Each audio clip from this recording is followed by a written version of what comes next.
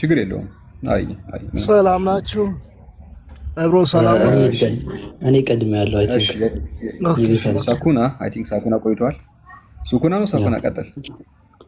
እንዴት ነው? ሰላም ብያለሁ ሁላችሁ። አልሐምዱሊላህ። እሺ ኦኬ። ትንሽ መጨረሻ ላይ ነው የገባሁት። ትንሽ ወሂድና ኡስታዝ ወሂድና ኢብራሂም ትንሽ ያነሱት ነገር ነበረ። እነሱ ያነሱትን ተውና እዛ ላይ ነው የምጠይቀው። ያ ሊትራሊ እጅ እግር አለው የሚል ፖይንት አንስተው ነበር። እሱ ላይ እንድንሄድበት ፈልጌ ነው። የሚያጨበጭብበት እጅ አለው ነው አይደል ያለው ኢብሮ? ሊትራሊ እጅ አለው ምናምን የሚል ሀሳብ ተነስቶ ነበር። ማጨብጨብ ምንድን ነው ታውቃለህ? ማጨብጨብ ሜታፎሪካል ነው ብዬ ነው የምን ሜታፎሪክ? እስኪ ማጨብጨብ የምን ሜታፎሪክ ነው? ሳላ ቆይ፣ እሱ አይደለም የተጠየቀው። ይሄንን እዚህ ላይ ሂድ። ጫማው ምንድን ነው ነው እኛ ስንል የነበረው። ሜታፎሪክ ከሆነ ጫማውና እግሩ ምንድን ነው ሜታፎሪክ አገላለጹ ይንገራል። እኛ እንደዛ ነበር የጠየቅነው። የጨብጨባውም አለ ከዛ በኋላ ነው የመጣው። እስኪ የጫማውን ጠይቀን።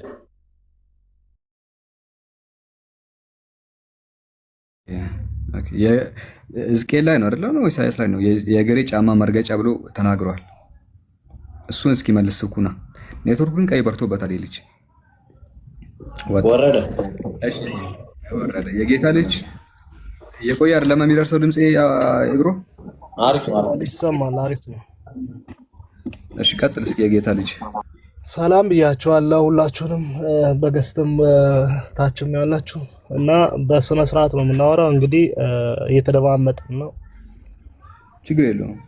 ኦኬ አንድ ጥያቄ ነበረኝና ጠይቅ ወይስ ቀድሜ ወይስ ትጠይቃላችሁ? እስቲ ለጊዜው እኛ አንጠይቅም። እስቲ እናንተ ጠይቁ፣ እድሉን እንስጣችሁ። ተማሩ እስኪ ስለ እስልምና ጠይቅ። ችግር የለውም። እና ይኸውልህ አሁን አንድ ስንት አላህ ነው ያለው በቁርአን መሰረት? አንድ አላህ ነው ያለው። አንድ ብቻ ሳይሆን አንድና ብቸኛ እንላለን። ዋን እንደ ኦንሊ ነው አላህ። ኦኬ እንደዛ ከሆነ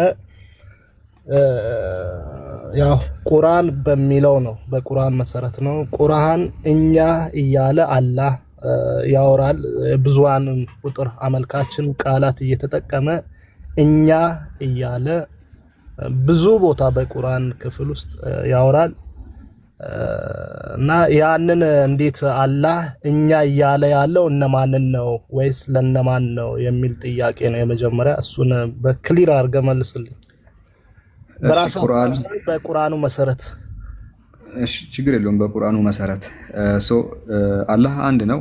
ሱረቱል ኢኽላስ ቁል ሁወላሁ አሐድ ይላል። አላህ አሐድ ነው ይላል። አሐድ ማለት አንድና ብቸኛ ማለት ነው። ሁለተኝነት ያሌለው ወይ ደግሞ ሶስተኝነት የማይመጣለት ዋን እንደ ኦንሊ ማለት ነው። ምዕራፍ 2 ቁጥር 163 ላይም ወኢላሁኩም ኢላሁን ዋሂድ፣ አምላካችሁ አንድ አምላክ ብቻ ነው ይላል። አንድ አምላክ አለ ብቻ ይላል። አንድ አምላክ ብቻ ነው። ስለዚህ የኛ አምላክ አንድና ብቸኛ ነው። ከሆነ ግን ቁርአን ላይ አንዳንድ ቦታ ኢነ ነህኑ ነዘልነ ዚክራ ወኢነ ለሁ ለሐፊዙን፣ እኛ ቁርአንን እኛው አወረድ ነው እኛው ደግሞ ለእርሱ ጠባቂዎች ነን ብሎ እኛ የሚል የብዜት ቃላትን ይጠቀማል። እና ይሄ ነገር እንዴት ይታያል ነው። ስለዚህ አጭሩ ምላሽ ምንድነው? ያው ቁርአን አረብኛም እንደመሆኑ አረብኛ ሴሜቲክ ላንጉዌጅ ነው። ሴሜቲክ ላንጉዌጅ የሚባሉ ቋንቋዎች አሉ። አራማይክ፣ ኢብራይስጥ፣ አረብኛ፣ ሌሎችም የሴም ላንጉዌጅ ይባላሉ። በሴሜቲክ ላንጉዌጅ ውስጥ እኛነት በሁለት ይካፈላል። እኛነት በሁለት ይካፈላል። አንደኛው የብዜት እኛነት ነው። የብዜት እኛነት ይባላል። ሁለተኛ ደግሞ የግነት እኛነት ይባላል። ፕሉራል ኦፍ ማጀስቲ ይባላል። ማጀስቲካል ፕሉራሊዝም ይባላል። አንድን አካል አክብረ ስትጠራው ነው። እሺ አንድ አካል አክብረ ስትጠራ እኛ ምናምን ልትል ትችላለህ። ጥንት የነበሩ ነገስታት ብቻቸውን ሆነው እኛ ብሎ ይናገራሉ። ይሄ ማጀስቲካል የሆነ ፕሉራሊዝም ነው። ኦኬ ፕሉራሉ ማጀስቲክ ሲሆን ነው እንጂ ብዛትን ሲያመላክት አይደለም። አንድ አካልን ለማክበር እኛ ትላለህ አይደለ? የጌታ ለምሳሌ አንድ አካል ስታከብረው እንደ ብዙ ትጠራዋለህ። ታውቃለህ ይሄንን አጠቃቀም? የጌታ ክብር ያለውን አካል ስትጠራ እንዴት ነው የምትጠራው? እኔ መሀል ላይ ያልገባው ለምን እንደሆነ ታውቃለህ? አንተ አውርተህ ስጨርስ እኔ እጠይቃለሁ እየተደማመጥን ቢሆን። ለምሳሌ እሺ ግልጽ እንዲሆንልህ አያታችን ቤት መጡ። አንድ ሆነው ብቻቸውን የአባትህ ፋዘር ቤት መጡ። ግባ ነው የምትለው ወይስ ግቡ ነው የምትለው? የጌታ እስቲ ንገረኝ። አንድ ነው። ለምንድን ነው ግቡ የምትለው? ለምንድን ነው ግባ ማትለው? እኔ ነኝ ያከበርኩኝ። ገብቶሃል? እሳቸው አይደለም እኛ እርሶ ያሉት እሳቸው አይደለም። እኔ ነኝ እርሶ ያልኩ ግቡ ያልኩ እኔ ነኝ። ስለዚህ በቋንቋ ውስጥ አንድ አካልን ለማክበር ብዛትን መጠቀም አለ ማለት ነው። ስለዚህ አሁን እያልክ ያለው አላህ ራሱን በራሱ እያከበረ ነው እያልክ። ንገረኝ። ቆይ እንስማማ። በቋንቋ ውስጥ አንድን አካል ብቻውን ለማክበር እንደ ብዜት እንጠቀማለን እንዴ? እንደዚህ ነገር አለ? ብቻውን ለማክበር አንድን አካል ስናከብረው እንደ ብዙ እንጠራለን አይደለ? አዎ። ሌላ ሰው ሲጠራ ሌላ ሰው። አሁን ለምሳሌ እኔ አንተን ካከበርኩ እንደ ብዙ እርሶ ልል እችላለሁ። አንድ አካልም ራሱን ለማክበር እንደዛ ብሎ ይናገራል። ስለዚህ ለምሳሌ አንድ አካልም ራሱን ለማክበር እንደዛ ብሎ ሊጠቀም ይችላል። መልስ ነው ይሄ። መልስ ነው። መልስ ሊሆን ኦኬ። አላህ ራሱን በራሱ ያከብረዋል ማለት ነው። ራሱ እኔ እርሶ እያለ ችግር የለውም። ራሱን አያዋርድም። እንደናንተ እንደምትሉት ነቀዝ ምናምን አይልም። ራሱን ያከብራል ነው። እኛ ስንጠራው እንድናከብረው ራሱን አላህ እርሶ ብሎ ከጠራ አንተ ለምንድን ነው አላህ ብለህ አቅለህ የምትጠራው? ማን ነው ማቅለል ነው ያለህ? አላህ ማለት አንተ እያልክ እኮ ነው። አንተ ራሱን ማቅለል ነው ያለህ ማን ነው? አንተ የጌታ ልጅ ትልቅ ሰው ነህ፣ ተረጋጋ። አላህ ብዬ መጥራቴ በክብር በመለኮታዊ ስሙ ማቅለል ነው ያለህ ማን ነው እኮ? ራሱ እኮ እርሶ ብሎ ራሱን አክብሮስ ጠርቷል አይደለ? ስለዚህ አንተም እርሶ ብለህ መጥራት ያለብህ። ተሳስቻለሁ? ማን የጌታ ልጅ አይደለም። ቆይ ምን መሰለህ፣ አንደኛ እየጨረስን እንሂድ። ጌታ አምላካችን እኛ የሚለው በዜተን አመልካች ሳይሆን በቋንቋ በሴሜቲክ ቋንቋ ውስጥ በአረማይክ፣ በዕብራይስጥ፣ በአረብኛ የታለ እንደዛ የሚለውን አሳያ፣ ማስረጃ ስጠኝ። ኧረ ጉዴ ላሳያ። ምንም ችግር የለውም እሰጥሃለሁ። በቋንቋ ውስጥ ይሄን አታውቅም? በእነዚህ እንትኖች አላህ እንዲህ ያለው ብዜትን ሊያመለክት ነው የሚለውን ቦታ ነው የምትሰጠኝ። ገብቶሃል? ችግር የለውም። አረ በዘይትን ሊያመለክት ነው የሚል አይደለም ሊሰጠህ እሱ እንደዛ ነው። እንደዛ ያለ በለዛማ ያፈርሰዋል። ከእንትን ነው የምሰጠህ። ምን መሰለህ ከእንትን ነው የምሰጠህ። ያፈርሰዋል። ቆይ ልስጥህ። ታላ ያለውን ሰምተዋል? በዘይትን ያመለክታል የሚል ነው የምትሰጠኝ ነው እኮ አላህ እንዲህ ያለው ተርጉሞ ማለት ነው። አላህ እርሶ እንፈጥራለን ብሎ ያለው ብዜትን ሊያመለክት ነው ወይስ ብዜት አይደለም ብሎ እየሞገተ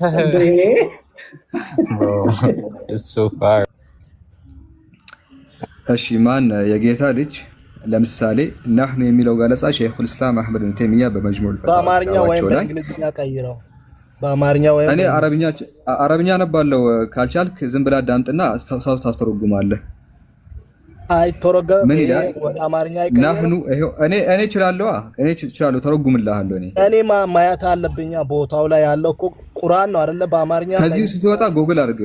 ከዚህ ስትወጣ ጎግል ታረጋለህ። ሼኹል ኢስላም አህመድ ተይሚያ በመጅሙዕ ፈታዋ ኪታቡ ላይ የትኛው ሱራ ነው? ወተከለሙ ቢሃ አንተ ቁርአን አይደለም ይሄ ምንድነው የሆንከው? ኦኬ ቁርአን አይደለም አንተ የሆንከው ቁርአን አይደለም። አዎ ወተከለሙ ቢሃ ናህኑ የሚለው እኛ የሚለው ቃል ብዙ ሰዎች ብዛትን ለመግለጽ ይጠቀሙበታል። እንደዛው እንደሆነ ሁላ ወየተከለሙ ቢሃል ዋሂዱል ዐዚም ሀያሉ አንድ አካል ሀያል የሆነ አካል ይላል እኔ ወይ ደግሞ ናህኑ ብሎ ሊጠቀም ይችላል። ወየተከለሙል ዋሂዱል ዐዚም አለዚ ለሁ ሲፋቱን ተቁሙ ኩሉ ሲፋ ያለ ይናገራል። ስለዚህ ሀያል ዐዚም ማለት ሀያል ማለት ነው። ሀያሉ አምላክም ስለራሱ ለመግለጽ እንዲህ ብሎ ሊጠቀም ይችላል። ምንም ችግር የለውም። እኔ ያለው ከቁርአን ነው። ማንም ከጻፈው መጽሐፍ አይደለም። እኔ የጠየኩ ማስረጃ አልኩ ከቁርአን እንጂ ከማንኛውም ከተራ መጽሐፍ ቁርአን ዲክሽነሪ አይደለማ። ምን መሰለ ማን የጌታ ልጅ ቁርአን ዲክሽነሪ አይደለም። ይሄ ማለት ይሄ ነው፣ ይሄ ነው ማለት ይሄ ነው ብሎ የሚፈታ አይደለም። እሺ ኦኬ። አንተ መጽሐፍ ቅዱስ ላይ ስትጠቅስ መጽሐፍ ቅዱስ ላይ ጥያቄ ስትጠይቅ ማለት ነው ማስረጃ ስጠኝ ብለህ ነው አይደል እየጠየቀኝ ያለው? ሌላውንም እንደዛ ነው አይደል? ማርያም የሚል ስም መጽሐፍ ቅዱስ ውስጥ አለ አይደል? የጌታ ልጅ እሱን ትጠይቀኛለህ። ወደ እሱን መጣ እቺን መልሳ ንጽጽር ነው። ቆይ ማርያም የሚል ስም መጽሐፍ ቅዱስ ውስጥ አለ ሳይሆን እኔ ጥያቄ መልሰህ የጌታ ልጅ ቆይ ምን እያልኩ እንደሆነ እንድትረዳኝ ማርያም የሚል ስም መጽሐፍ ቅዱስ ውስጥ አለ ካለ አለ በለኝ ንገረኝ። ግድ የለም ንገረኝ። ቆይ ግድ የለም ንገረኝ። መለስኩልህ እኮ ስመልስልህ ከቁርአን ነው የመለስኩልህ። አንድ አንቀጽ ላውጣልህና ከዛ በኋላ ልጨርስ። አንተ በጣም ለማዛግ ስለሆነ የመጣኸው ምንም ማዛግ አይደለም። ወዴ ጥያቄ እንደ ትልቅ ሰው እያወራህ አይደለም። እቺን ላሳይህና ቆይ ምን እያልኩ እንደሆነ እንደ ትልቅ ሰው አላወራሁም አይደለ? አንድ ቆይ እያወራህ አይደለ? ልክ ነህ። እንደ ትልቅ ሰው እያወራህ አይደለም። ትልቅ ሰው ከቁርአን ማስረጃ ስጠኝ ማለት እኮ ስለማጣ ተረጋጋ እንዴ ተረጋጋና አዳምጥ። ልስጥህ። ቆይ አንድ ጊዜ ቆይ እሺ ህዝብ እሺ አንዴ ይሄን የጠየቀውን ጥያቄ ባክፋየር ሲያደርግን ታያለህ። እሺ ጠብቅ፣ ጨርስና ሰላም። ይሄ ኡማ የሚለውን ቃል ነው የፈለኩት ስለ አብርሃም የሚጠቀመው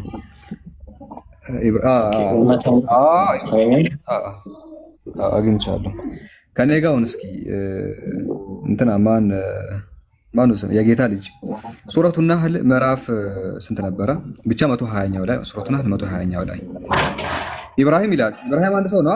ማን የጌታ ልጅ ሊሆን ይችላል አይደለ? አብርሃም ስንት ነው? ስንት ነው ኢብራሂም? አንድ ነው አይደለ? እሺ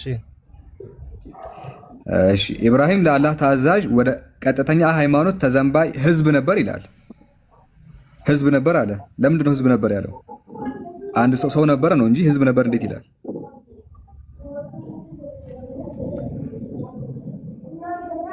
ይሄ የአንተ ትምህርት እንጂ የኔ ትምህርት አይደለም። ገብቶሃል? ቁርአን ነው የኔ ትምህርት አይደለም። ከቁርአን አምጣ አልከኝ። ከቁርአን ሳመጣ የአንተ ትምህርት ነው ይላል። እና ይሄኛው አንተ ከቁርአን አላልክም እንዴ? ተናገረ ያለው ስለ አላህ ነው እየተናገረ ያለው። ፈጣሪ ሆይ ከቁርአን እንደዚህ አይነት አጠቃቀም አዳምጣው። ዲስትሮይ መሆንን ሲገባ አሁን ከአላህ ምናምን ይላል። መጀመሪያ ከቁርአን ያዙኝ ልቀቁኝ አለ። ካልያዛችሁኝ፣ ካልለቀቃችሁኝ፣ ካልጨመቃችሁኝ አልክ። እሺ አልኩ። ኢብራሂም አንድ ሰው ነው፣ ለአላህ ታዛዥ፣ ወደ ቀጥተኛ ሃይማኖት ተዘንባይ ህዝብ ነበር እንዴት ይላል? ሰው ነበር ነው የሚባለው አይደል እንዴ? አንድ ሰው ነው የሚባለው። አብርሃም ሰው ነው የሚባለው። ሰው ከዛ እንደዚህ ነበር። በሱ በጌታ ልጅ ንግግር መሰረት ምን መሆን ነበረበት መሰላችሁ? ኢብራሂም ለአላህ ታዛዥ ወደ ቀጥተኛ ሃይማኖት ተዘንባይ ሰው ነበር ነው መባል የነበረበት። ሰው ነበር፣ እንደዚህ ነው መባል የነበረበት። ግን ቁርአኑ ምንድን ነው ያለው? ይሄ ቃል ምንድን ነው የሚለው? ህዝብ ነበር ነው የሚለው። አብርሃም ህዝብ ነበረ። አይታል። አንድ አካል ቁርአን ላይም እንደ ብዜት ሊገለጽ ይችላል ነው እያከበረው ነው እንጂ አብርሃምን ሚሊዮን እያደረገው አይደለም። ስለዚህ እንደው ቁርአን ላይም እንደዚያን ነገር ልናመጣ እንችላለን። ከቁርአን የለም አጠቃላይ የለም ማለት ነው። እሺ አንዴ ቁርአን ላይ የለም። የጌት ልጅ ስንት ፈጣሪ አለ? አብ ወልድ መንፈስ ቅዱስ አንድ አምላክ አለ። ኧረ እኔ አልጠየኩም። ስንት ፈጣሪ አለ ነው የጠየኩት። አብ ወልድ አንድ ነዋ። ፈጣሪ አንድ ነዋ።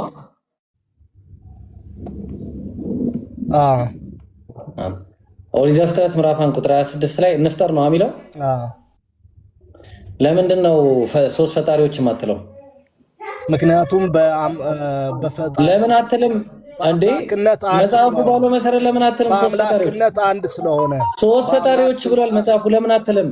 አላከበርከውም መጽሐፍን አላከበርከውም። ሶስት ፈጣሪዎች ይላል መጽሐፍ። ለምን አላከበርክም? መጽሐፍ በአምላክነት አንድ ስለሆነ አላከበርከውም መጽሐፍን። እንዴት በምንድን ነው ያላከበርኩኝ? ሶስት ነው ፈጣሪዎች ነው የሚለው። እንፍጠር ነው የሚለው የሚል ፈጣሪዎች ይላል። እንፍጠር አይልም። እንፍጠር ካለ እንፍጠር ማለት ለምን እኮ ፈጠሩ ለምን አትልም? ለምን ፈጠረ ትላለህ? መጽሐፉ ስላላለ ይሄው እንፍጠር ነው ያለው። እንፍጠር ብለዋል እንጂ ለምሳሌ እንፍጠር አለ ነው አብ ወልድ መንፈስ ቅዱስ እያልኩኝ እኮ ነው እኮ እንፍጠር ያለው ሶስት ፈጣሪ ነው ያለው ማለት ነው። እንፍጠር ያለው አይደል? ፈጣሪ አንድ ነው። ያ እና ለምን እንፍጠር አለ? ለምን እንፍጠር? ቆይ ስልጣን ምናምን የለም እንደዛ የሚል ነገር ተውቶ አለ። መጽሐፍ ላይ ማስረጃ አውጣሽ። ቅድም እንዳልኩ ማስረጃ አብ ወልድ መንፈስ ቅዱስ አውጣ ሶስት አውጣ ምኑን ነው ማውጣልህ? አውጣ። ሳላን የጠየቅከውን ማስረጃ አሁን እኔ ደግሞ ጠይቃለሁ። እሺ ጠይቀኝ። ዶንት ኬር ጠይቀኝ። ያ በጣም ጥሩ። ስንት ፈጣሪ አለ አለ? አንድ ፈጣሪ አለ፣ አብ ወልድ።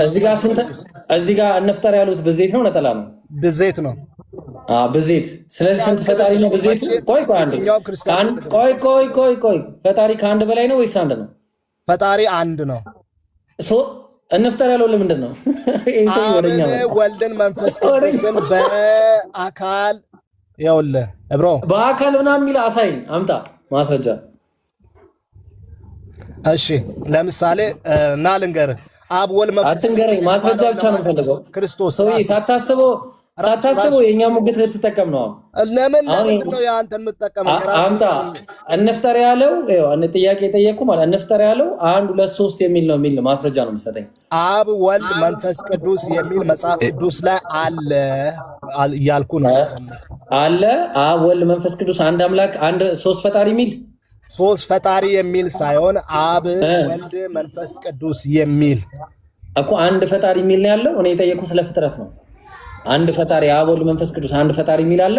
ፈጣሪ በአምላክነት በአፈጣጠር አንድ ነው፣ የለም ማለት ነው።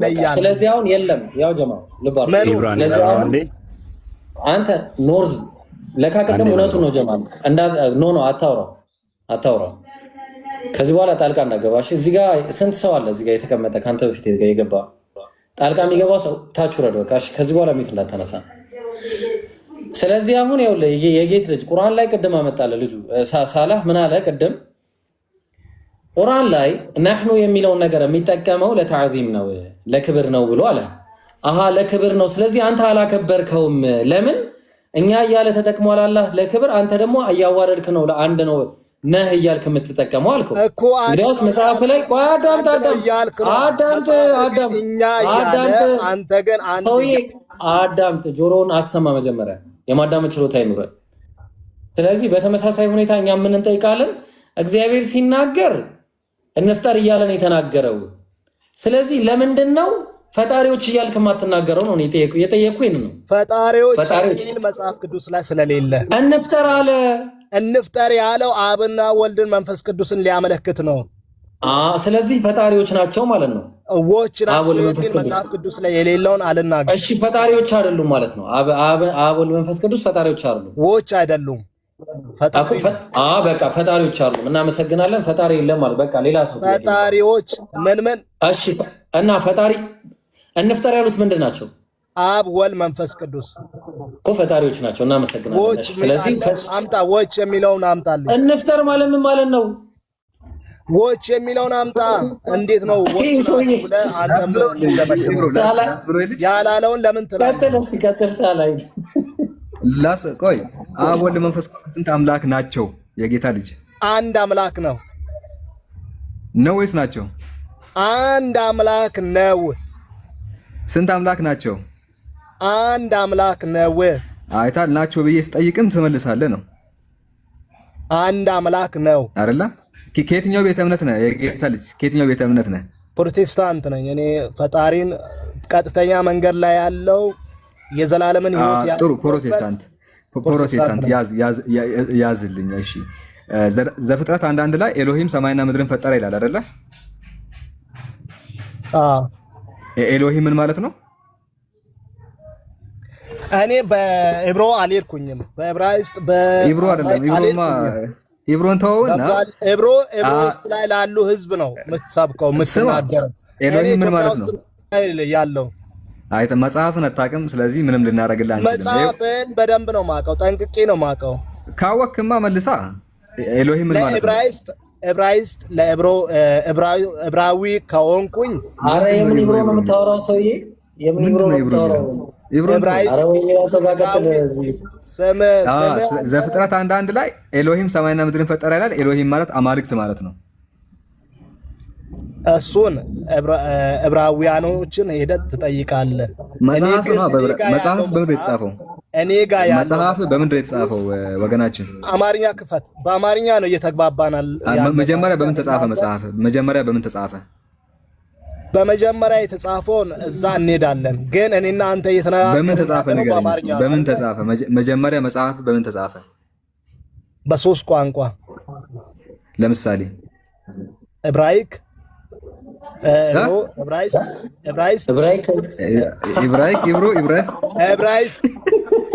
ኢብሮ፣ ሁለተኛ ኢብሮ። እሺ ሶስተኛው ዕብራይስጥና አርማይክ። ከአንተ ልጁ ያንተ እንትን ሆነዋል፣ አንተ ጠቂ ሆነዋል። ኢብሮ ኢብሮ እያለ ነው ዛሬ። ለማንኛውም እሺ ምንም ችግር የለውም። ጥሩ እኮ ነው፣ አሪፍ እኮ ነው። መልሰሃል፣ ችግር የለውም። እሺ ዕብራይስጥ ነው፣ አራማይክ ነው፣ አንደኛው ግሪክ ነው። በዕብራይስጥ ደግሞ ኤሎሂም ተብሎ ተቀምጧል። እሺ ኤሎሂም ምን ማለት ነው አታውቀውም። ስለዚህ እኔ ልንገርህ፣ ኤሎሂም ማለት ሊትራሊ ላስተምራን ያላቅም አይደል ያልከው?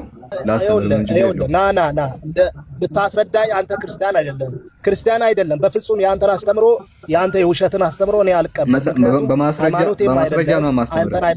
የጌታ ልጅ አታስተምረኝ። አንተ ሌላ ሰው አስተናግድ ሳማ በቃ ሌላ ሰው ማይክ ዝጋና ኃይሉ ነው ስኩ ነው የሚቀድመው። ስለ ሙስሊም እኔ ልቀጥል አራስተን ቁጭ አድርጌ ከነዘር ማንዘር ታስተምራለህ። አንዴ ኃይሉ ሚታርግ ነው ልቀጥል። ሱኩና አንተ ጥያቄ ካለ እስልምና ላይ ጠይቅ።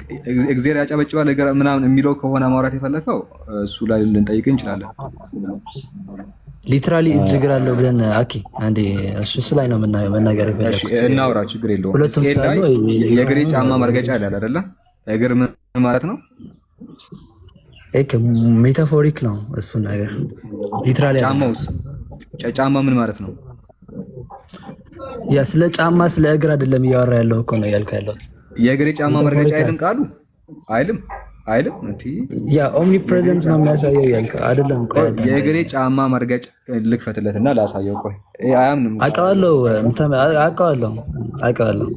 እኮ ምን ማለት ነው እኮ እያለ ያለው። በቃ እኮ ልናገር ምን ማለት እንደሆነ አስረዳው ነው። እሺ ልናገር ፕሊዝ። እሺ ትንሽ እንትን ድምጽ ይረብሻል። ኦኬ አስረዳኝ እስኪ። እሺ ላስረዳ። ብዙ ቦታ ላይ ይላል ኢሳያስ 66 አንድ ላይም ይላል እነሱ ሰማይ ዙፋኔ ነው ምድርም የእግሬ መረጋጫ ነው ይላል። ሬጌል ማለት እግር ማለት ነው። በዕብራይስጥም ሬጌል የሚል ቃል ነው የገባው። ግን ምድር የአምላክ ጫማ መረገጫ ከሆነ ሎጂካል የምናስበው ችግር የለውም። አምላክ በቁመት እስከ ሰማይ እስከ ምድር የሚረዝም ግዙፍ አካል አለው ማለት ነው። በዚህ ከሄድን በዚህ ሎጂክ ከሄድን እንደዛ ነው አይደለም? ታዲያ ምንድነው የሚያሳየው ነገር? ልናገር ላብራራው እንጂ ያልጠየኩትን ከመለስክ ምን መሰለህ እያረክ ያለው ሱኩና እያረክ ያለው ነገር ምን መሰለህ፣ እኔ ያልጠየኩትን እየመለስክ ነው። መልሱ እኮ ጥሩ ሊሆን ይችላል። እኔ ጠይቅ ያለው እሱን አልጠየኩም። ስለዚህ አንተ ያልጠየቅከውን መልስልሃለሁ እያልክ ነው። ጫማ ማለት ምን ማለት ነው አላልከኝም? እሱን ልመልስልህ እኮ ነው። እሱን እኮ እሱ ልጠይቅ ነው። ለምሳሌ እኔ 70 ሲደመር 40 ስንት ነው ስልህ ሳላ አዳምጠኝ። 1 ሲደመር 1 2 ነው እያልከኝ ነው። ያንተ መልስ ልክ ነውና ለመሆን አይደለም። ይሄኛው መልስልኝ ነው እያልኩ ያለሁት። ሌላ ጥያቄ ፈጥረህ እሱን ያንተን ጥያቄ አላልኩም። ሳላ ትንሽ ማለት እኔ ላውራ ሐሳቤ ኦኬ። አንዴ ልናገር እንጂ እኔ መልስ ልናገር ትክክል አልመለስክም። 43 ላይ እኮስ መጀመሪያ ጥያቄውን ስማ ማለት ቆይቻለሁ። ጥያቄውን ሰምቻለሁ። ጥያቄ ቀድማል። ምን ብዬ እሺ ልጠይቅህ፣ ግድ የለም ልጠይቅህ። ምን ይላል? ሰማይ የዙፋኔ ስፍራና የእግሬ ጫማ መረገጫ ነው ይላል። እግር የተባለው ነገር ምንድን ነው? ጫማ የተባለው ነገር ምንድን ነው? ይህንን ብቻ መልስ። ጥያቄውን በደንብ ስሙ። እግር የተባለው ምንድን ነው? ጫማ የተባለው ሜታፎሪካል ዲፊኒሽኑ ምንድን ነው? እቺ መልስ። ኦኬ እሺ ልመልስልህ። ምንድነው ለሚለው ነገር ልመልስልህ። እሺ ይሄ የሚያሳየው አምላክን ስለ ጫማ ስለ እግር እያወራ ሳይሆን አምላክ ኦምኒፕሬዘንስ መሆን በሁሉ ቦታ የሚገኝ መሆንና ምድር ደግሞ በስልጣኑ ስር መሆኗን ያው እየተናገረ ያለው እዚህ ፖይንት ላይ ስለ እግር ስለ ጫማ አይደለም እዚህ ላይ እያወራ ያለው። እንደዛ ከሆነማ መዝሙር 18:9 ላይ እኮ እግሩ ስር ጨለማ ነበረ ይላል። አምላክ ስጋዊ እግር ካለው አስበው ጨለማ ጫማው ነው ወይ ካልሲው እንደዚህ ካየ ነው ማለት ነው። ስለ እግር ስለ ጫማ አይደለም ሱኩና ሜታፎሪካል ነው ንግግሩ ራሱ ሜታፎሪካል ነው። ታች ያላችሁ ሰዎች እንድትታዘቡ ያዳመጥኩት ለምን መሰላችሁ? አይታችኋል። ታች ያላችሁ በደንብ እንድሰሙት ፈልጌ ዝም ብዬ ሰማሁት። ጥያቄ ጠይቄ ነበረ፣ ከዛ ዝም ብዬ ሰማሁኝ እና ይሄን እንዲያወራ እንድሰሙ ስለፈለግኩ ነው። የእግሬ ጫማ መርገጫ ምንድን ነው ስለው አምላክ ኦምኒ ፐርዘንት መሆኑን ለመግለጽ ምናምን አለኝ። እኔ የጠየኩት እግር የተባለው ሜታፎሪካል ኤክስፕሬሽን ምንድን ነው? ጫማ የተባለው ነገር ዲፊኒሽኑ ምንድን ነው ለአምላክ ሲመጣ? ያ ነገርኩህ እኮ ወንድማችን። እግር የተባለው ምንድን ነው? ምድር በስልጣን ስር መሆኑን እየተናገረ ነው። የእግር መረገጫ ሊትራሊ እግር ማለት ምን ማለት ነው?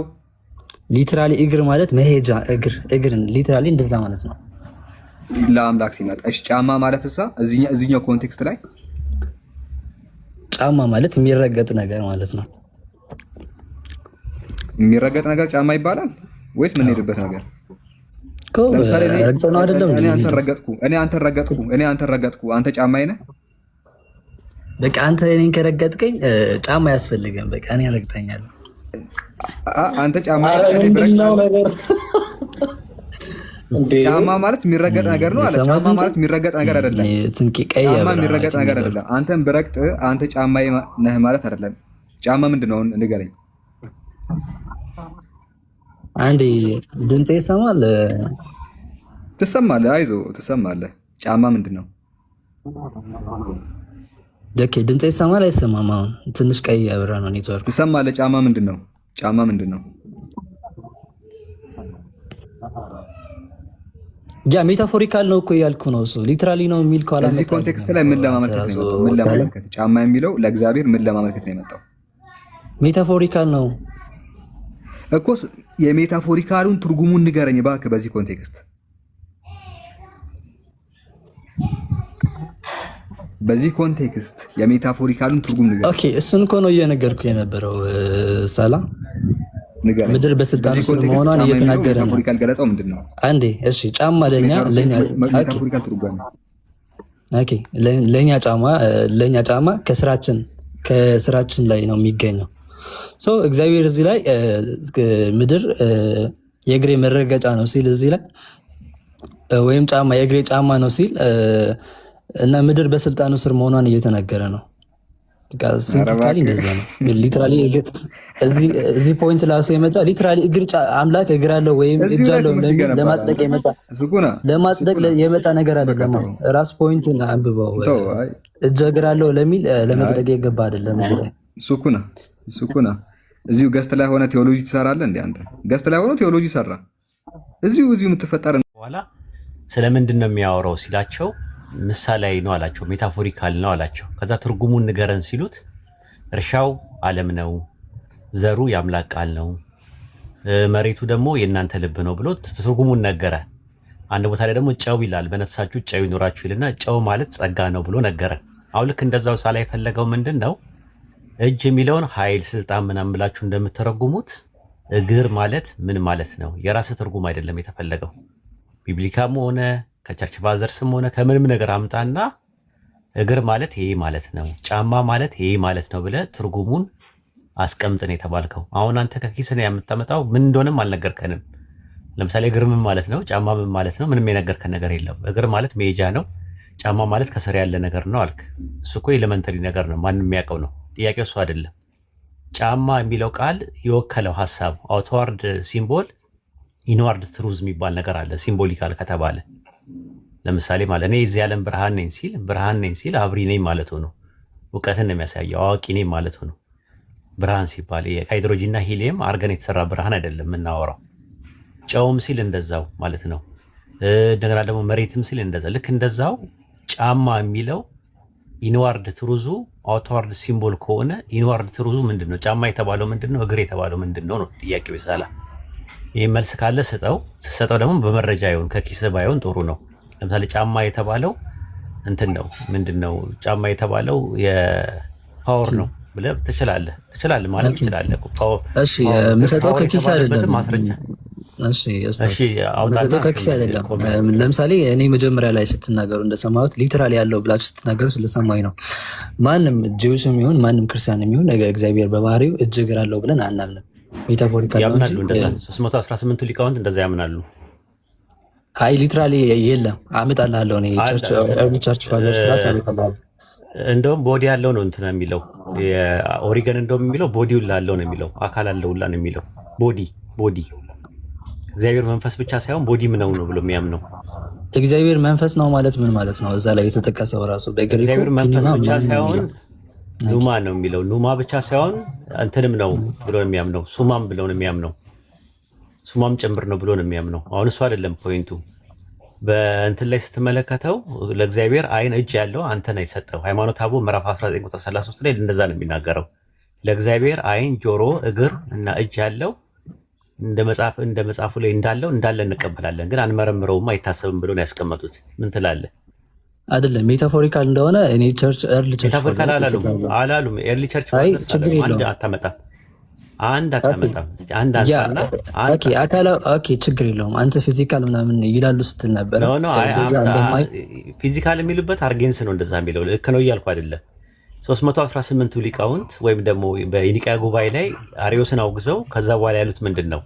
ለእግዚአብሔር አይን፣ ጆሮ፣ እጅ፣ እግር እንዳለው የተነገረ ሁሉ ስለ እግዚአብሔር በከበሩ መጽሐፍ የጻፈ ሁሉ የታመነን የተረዳ ነው።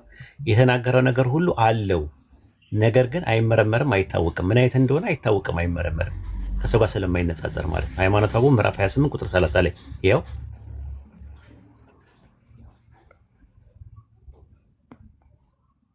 ለእግዚአብሔር የሚለው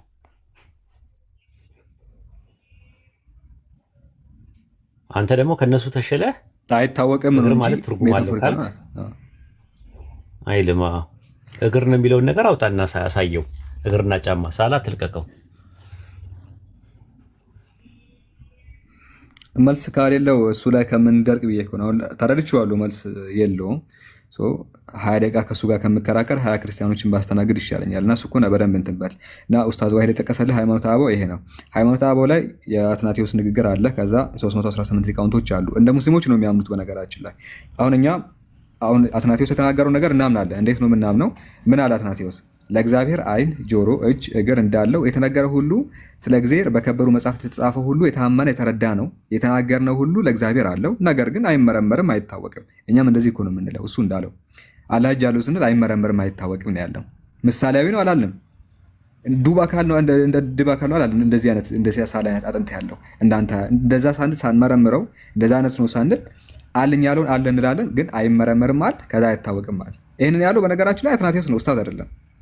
አባቶች እንደኛ ነው የሚያምኑት እንጂ አንተ እንደምታምኑ አይደለም የሚያምኑት። በጣም የሚገርም ትምህርት ነው አትናቴዎስ እዚህ ጋር ያስተማረው። ስለዚህ አባቶችም እግዚአብሔር እጅ እግር አለው ሁሉ ነገር አለው ግን አይመረመርም አይታወቅም ነው ያሉት እንጂ ምሳሌያዊ ነው ብለው መርምረው አላስቀመጡም። ስለዚህ ይሄን ይመስላል። እሺ ጌቾ ወደ አንተ እንሂድ። እሺ እንዴት ናችሁ? ማን ነው የሚቀርበው? እሺ ቀጥል። እሺ እንዴት ነህ? አለሁ እግዚአብሔር ይመስገን። ጥያቄ ነበረኝ፣ አንድ ጥያቄ ይቻላል? እሺ ቀጥል። እሺ ቴንክ ዩ። ቁርአን የጻፈው ድምፅህን ከፍ አድርግና ቶሎ ቶሎ አውራ። እሺ ሀዱ። እሺ ቁርአን የጻፈው ሰለምቴ ነው እና ከጻፈው በኋላ ደግሞ ክርስትና እስልምናን አልፈልግም እኔ መሐመድ እኔ ከምጽፍለት ውጭ ምንም አያውቅም ብሎ ጥሎት ወጥቷልና ማስረጃ ያውጣ እስቲ ያውጣ። ኃይሉዬ ኃይሉ ረዳ። እሺ እስቲ ማስረጃ። ስለዚህ ጸሐፊው ጥሎት የወጣውን መጽሐፍ እንዴት ታምኑበታላችሁ? እስቲ ኃይሉ እስቲ ማስረጃ አለዎት? ኃይሉ ረዳ አለኝ። እስቲ አንብቦ ክፈትልኝ። እሺ ልንገር ቁጥሩን። እሺ በነገራችን ላይ ጥሩ ጥያቄ ነው። ቆይ ቁጥሩን ንገረኝና አንብበህ ጨርሰህ ማለት ነው እዛው መልሱን እዛው ታገኛለህ። እሺ ንገረኝ። ራሳቸው ለምን አያወጡም? ማለት ራሳቸው እሱ ነው የሚያነበው። ችግር የለውም አስነብበዋለሁ። ራሱ ከፍቶ ራሱ ማሳየት ነው ያለበት እንጂ ኖርማሊ አንድ ሰው ራሱ ከፈለገ ማለት ነው። ኃይሉ በቃ ክፈት እስኪ ማስረጃ ክፈትና የሚፈልገውን ነገር ጥያቄው በማስረጃ ሞባይል ቢኖር ምን ችግር አለ? ሞባይል ሲኖር ይዘህ ትመጣለህ ማለት ነው። ስለዚህ ፈርታችሁ ሞባይል ተዘጋጅተህ አንተ ነህ የፈራው። ማስረጃ አውጣ የተባልከው አንተ ነህ። ማስረጃ አለኝ እኮ ክፈት አልከው። ክፈት እኮ ክፈት። አንተ ነህ መክፈት ያለብህ እኮ ክፈት። አንተ ነህ መክፈት ያለብህ ነው እኮ እኔ ተረት ነው ብሎ ጥሎት ወጥቷል። ይሄ 36 ክፈት ነው እኮ የተባልከው። አንተ ክፈት ነው የተባልከው። አንተ ሳከፍት እንዴት ነው ሰው ፈርቷል የምትለው? ስትይዝ ታመጣለህ እኮ ነው የምልህ። በመረጃ ነው እኛ የምናወራው። ይናቃቸዋል ማለት እንግዲህ እንደዚህ አይነት ነገር ለብሽሽቅ ከሆነ ብዙም ታች ያላችሁ ስሙ ተሸማቀዋል በመጽሐፋቸው 36 17 እንደምታስተናግሩትም አላውቅም። ይሄ ልጅ እንደዚህ አይነት ሰው ወይ ደንግጣለ። በቃ ሚውት አድርግ ኃይሉ። እሺ ቁጥር ሰጥ ሚውት አድርግ። እሺ ሳላ ወይ አይ እኔ እኮ ያስቀኛል። ቅድም እንዳልከው መልሱ እኮ እዛው ላይ ነበረ። አንደኛ ሁለተኛ እንዴት እንደምትሄድበት አንተም ታውቀው ነበረ። ብቻ ግን አንዳንድ ሰው ምን አይነት አእምሮ እንዳለው አላውቅም። ብቻ አስተናግድሽ አንድ ሰው ከዛ አንዳንድ ሰዎች ሲመጡ መረጃውን ራሳቸው እንዲከፍቱ ማድረግ ነው እንጂ አሁን እኮ መልሱ የለም አይደለም ራሱ የሚያሳይ ነው። እንደዛ ነው። ዱላ ማቀበል ጥሩ አይደለም። እንደውም እኛ በእገዛ እኮ ነው ብዙ ጊዜ በእርዳታ ወላሂ እውነትም እኮ የረዳናቸው ነው። አንዳንዴ እንደዚህ ማድረግ ትክክል ነው። ወላሂ አብዝተውታል በጣም። ቀጥል ሰራ እንተባበራቸዋለን ብዙ ጊዜ ልክ ነው ኡስታዝ። እኛንን ማስረጃውንም አውጥተን ተባብረናቸው አትሊስት አንዱን ቻሉ ነው። እኛ መልስ አለን እንመልስላቸዋለን። ግን ማስረጃውንም ከፍተን ምላሹንም ሰተን ምንድነው ነው እናንተ ራሳችሁን አትችሉም ወይ ነው? አካለ ጎደሎ ናችሁ ወይ ነው? እንደዛ ነው እንጂ አሁን ኡስታዝ እንዳለው የዛሬ 6-8 ዓመታት በፊት እሱ ኡስታዝ ወሂድም የመለሰው ጥያቄ ነው። እሺ ለማንኛውም ማን ነው ቀጣይ? ማን ነው ኢብሮ? ማን ነው? ጌቾ ነው ጎልድማን? አላወኩም እኔ ከሁለት አንዳቸው። ጌቾ ቀጥልሽ። ሶኮና ይግባ እንዴ ኢብሮ ወስታችሁ አስገባው። ጥያቄ ካለው ችግር የለውም። እሺ ጌቾ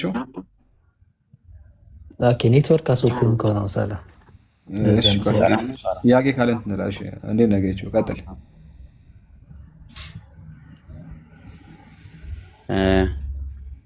በዚሁ ላይ እንቀጥላ። በምን ዙሪያ? አይ እኔ ኡስታዝ ወሂድን ነው የምጠይቀው ብዬ ነው። ችግር የለውም ጠይቅ። ምረው ጥያቄ። አይ አንድም ቸርች ፋዘር አላስተማረም እንደዛ ብሎ ነበር ቅድም ሲያወራ። ምን ብሎ? እግዚአብሔር ፊዚካል የሆኑ ማለት መንፈስ ነው የሚለው ራሱ አላስተማረም ነው ያለው። መንፈስ ነው ማለት ዮሐንስ ወንጌል 4:14 አንተ ምንድነው ያንተ ኡስታዝ ወይ መች ነው እንደዛ ያለው? ደግሞ ስላለብኝ አንድ ያውርቼ ልጁ ምንድን አንድ ሰሎ ቆይ ተረጋጉ። እንዴት አይነት ህዝብ ነው ያለው? አንደኛ መንፈስ ነው ያለ ቸርች ፋዘር የለም አይደለም። መንፈስ ነው ለማለትማ ለምን ቸርች ፋዘር ጋር ትሄዳለህ? እዛው ማን ነው ዮሐንስ 4:14 ነው። አይ መንፈስ ሳይሆን ፊዚካል ሊቃውንቶቹ ራሱ አላስተማሩም እንደዛ ብሎ እኮ ነው። እንደዛ አይደለም ያለው እሱ። ምን መሰለህ አሁን ዋሽተን የጀመርከው መንፈስ ነው ያለ ቸርች ፋዘር የለም ሳይሆን ዮሐንስም ብሏል መንፈስ ነው ማለት ለማለት ከሆነ 4:14 ላይ ካልተሳሳትኩኝ እግዚአብሔር መንፈስ ነው የሚሰግዱለትም በእውነትና እንደዛ የሚል ጥቅስ አለ እዛ ቦታ ላይ። ስለዚህ አንደኛ እንደዛ አላለም፣ ዋሽተሃል። እሺ ቀጥል። ሁለተኛ አንተ ነህ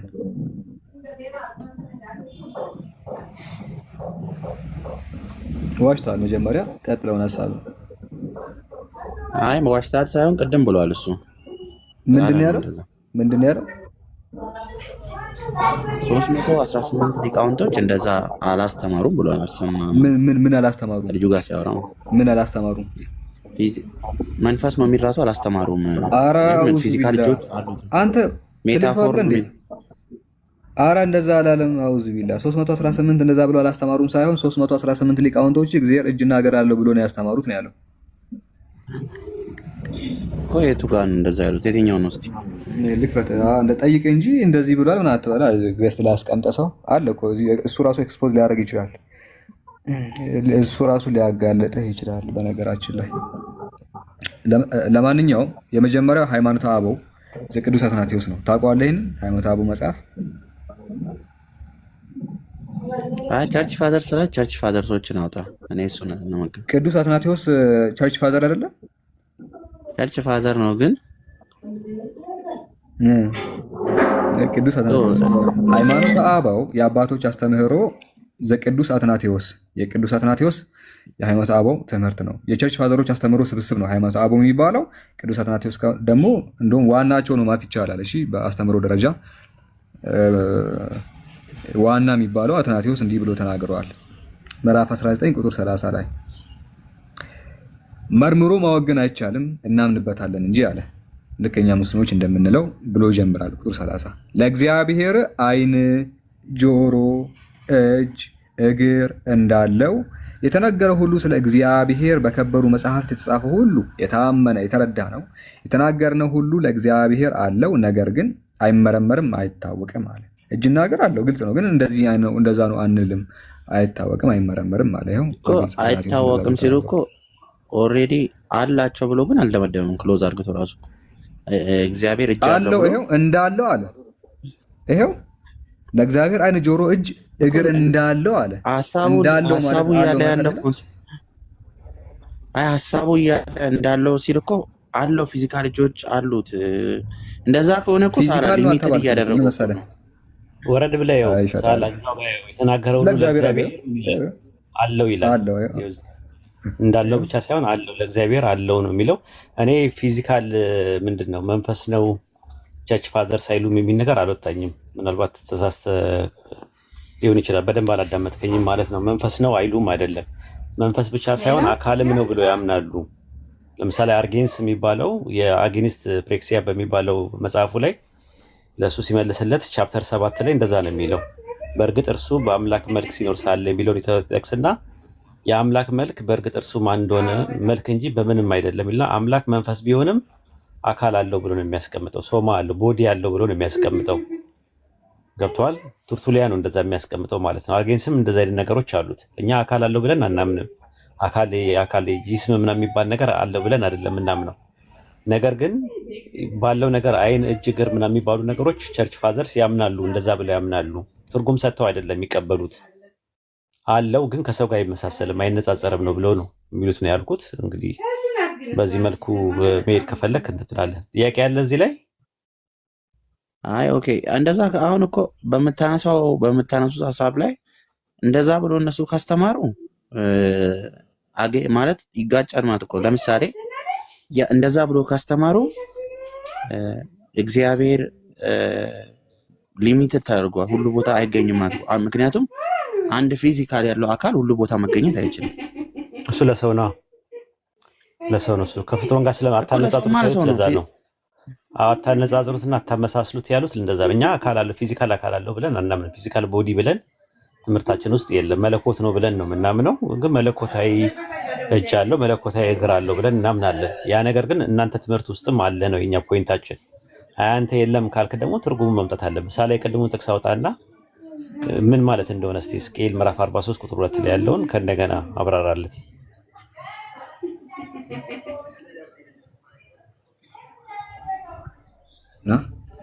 ሕዝቅኤል 43:7 ላይ እንዲህም አለኝ የሰው ልጅ ሆይ በእስራኤል ልጆች መካከል ለዘላለም የሚቀመጥበት የዙፋኔ ስፍራና የእግሬ ጫማ መረገጫ ይህ ነው ብሎ እግዚአብሔር ይናገራል። የእግሬ ጫማ ይላል። እግር ማለት ምንድነው? ጫማ ምንድነው? ጌቸው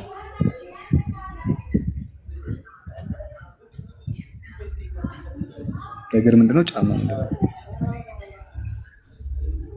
አይታን መልስ የለም። እሺ አለህ መልስ ጌቸው? ዞሮ እኮ ይሄም እኮ ሜታፎር ነው። የጫማ ሜታፎር ምንድነው? ለምሳሌ አሁን ኢየሱስ መንገድ ነኝ ሲል አስፓልት ማለት ሳይሆን ወደ አምላክ መንገድ የሚያደርስ ነው፣ ወደ አምላክ የሚወስድ ነው። መንገድ ሲል አስፓልት ነኝ እያለ አይደለም። የዛ ሜታፎሪካል ገለጻው የሚያሸጋግር ነው። ጫማ ሲልስ ሜታፎሪካል ትርጉሙ ምንድነው? ጫማ ሲል በማን ገባው በገን ቆይ ጌቾ ይመልስ አንዴ። ሚኒሊ መጣላለሁ ወደ አንተ። እሺ ማን ነው ጌቾ? እስቲ ጫማ ሲል ምንድነው ሜታፎሪካል ትርጉሙ?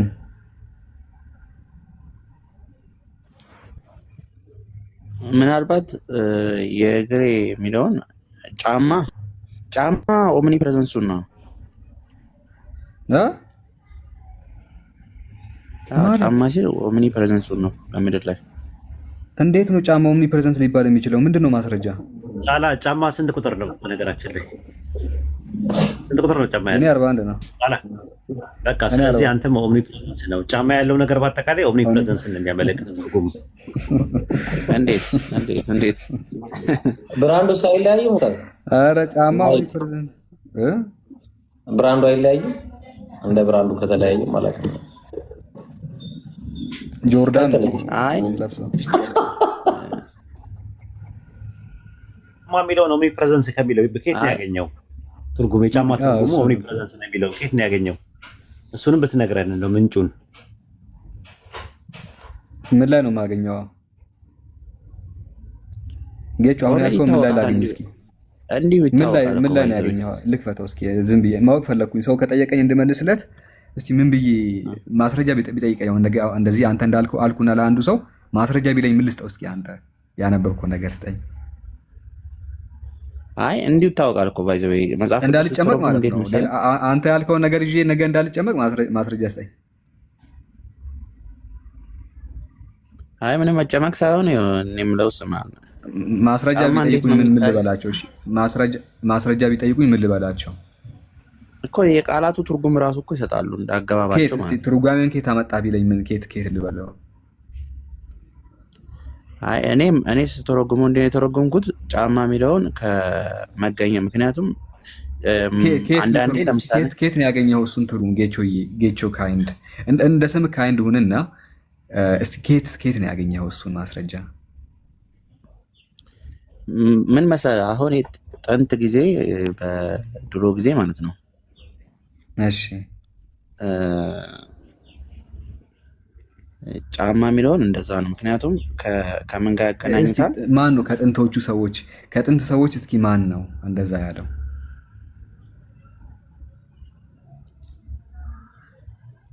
ከጥንቶቹ ሰዎች ማለት በዛ ዘመን የነበረ ሰው ነው ሲጽፉት እኮ ጸሐፊዎቹ በዛ ዘመን የነበሩ ሰዎች። ለምሳሌ እስኪ እንደዚህ ተረጎመ ማን ነው ከጥንት ሰዎች መካከል? አንዱን ብቻ ስሙን ጥቀስልኝ እኮ።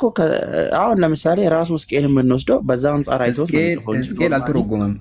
ፕሬዘንሱ ነው አላለም እና አልተረጎመም። ኦፍኮርስ አልተረጎመም እኮ በቃ ተው። ጌቾ ትርጉም በጌቾ እንክብኝ የህንድ ፊልም የተረጎመው ጌቾ አለ እንደዛው ነው ያሁን ትርጉም በጌቾ ከሚሆን ስለዚህ ተወውና አጥንተና ከዛ መልስ ትሰጣለህ። እንደዛ ብናደርግ ይሻላል። ቀጥል። አይ ቲንክ ኔትወርክ አሰልጥኝ ነው። ቀጥል እስኪ። የህንድ ፊልም ላይ በአማርኛ ላይ ሲተረጉሙ ምን እንዳለ ታውቃለህ? አይ ላቭ ዩ እያላት ነው አለ። ከዛ በኋላ ወዲያው ሲገላት ምን እንዳለችው አለ ገደላት አለ። ሰምታሪ ምን እንዳለችው አለ ገደላት አለ። ወዲያው እዛው እኮ አይ ላቭ ዩ እያላት ካለ በኋላ ከዛ በኋላ በጥይት ሲገላት ምን እንዳለችው አላውቅም ገደላት አለ። መሀል ላይ የተፈጠረው ነገር አላወቀም እና ጌቾም እንደዛ ነው ያደረገን። ኦኬ ኡስታዝ አንዴ ልጠይቀና እዛ ላይ ሊተራሊ ብለህ ነው አግሪ የምታደርገው እዛ ላይ?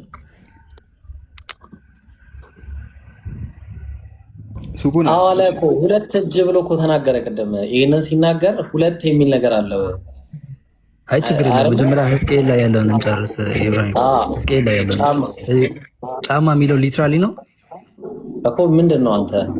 አይ እንደዛ ነው ወይ አንተ ምንድን ነው የምትለው? አንተ ምንድን ነው የምትለው እኮ መጀመሪያ አንተን ማወቅ አለብኝ ልጠይቅና ምንድን ነው የምትለው? የመጽሐፉ ባለቤት አንተ አይደለ? አንተ ምንድን ነው የምትለው? ኦኬ እኔ የምለው ነው የሚሆነው አይደል?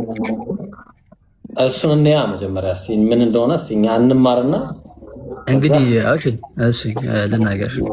እንግዲህ ብዙ ባይብል ላይ ለዚህ ፊት ፓኒ ምናምን ብሎ ነገር ምን ማለት ነው? ጫማ የሚለው ምንድን ነው? ችግር የለውም። እሺ ልናገር ምንድን ነው በተላስ ልናገር ሜታፎሪካሊ ነው። ሜታፎሪካሊ ማለት ደግሞ ሀሳቡን ነው እንጂ የምነግርህ ጫማ የሚለው ማለት ጫማ ራሱ አይደለም የምነግርህ። ምን ማለት ነው? ጫማ ማለት ምንድን ነው እያለ ያለው የሚለውን ነው የምነግርህ። ጫማ ምንድን ነው እኮ? ምንድን ነው ጫማ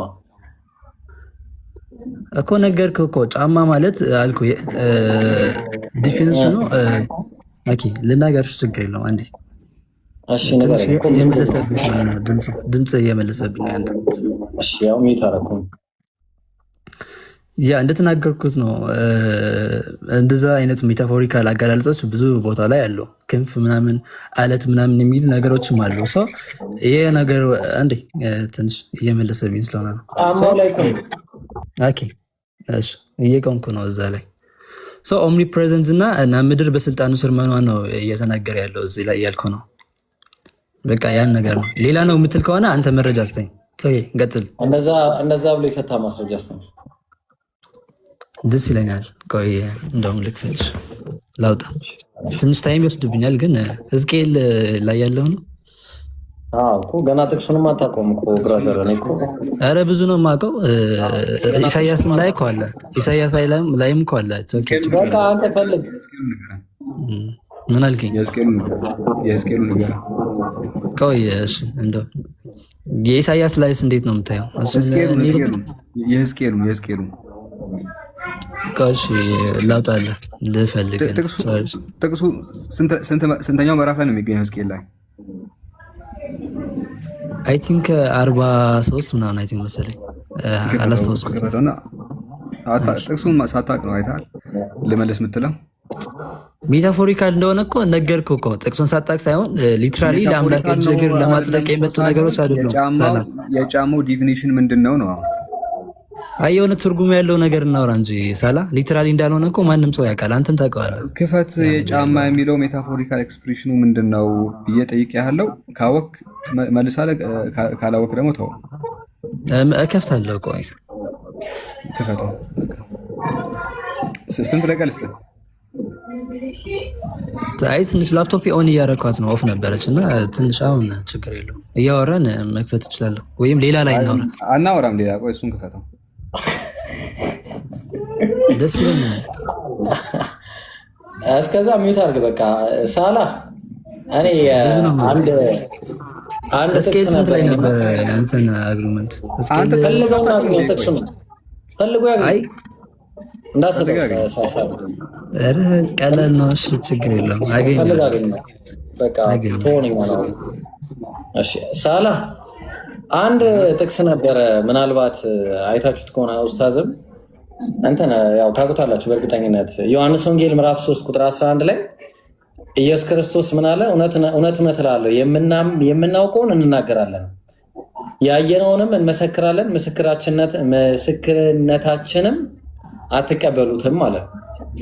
ማን ነው የሚያወራው? እስቲ ይሄ ነገር እስቲ ኢየሱስ ክርስቶስ ብቻውን ነው የሚያወራው እንግዲህ እና ኢየሱስ እኛ እያለ ብቻውን አይጠቀምም። እንዴት ነው ይሄ ነገር?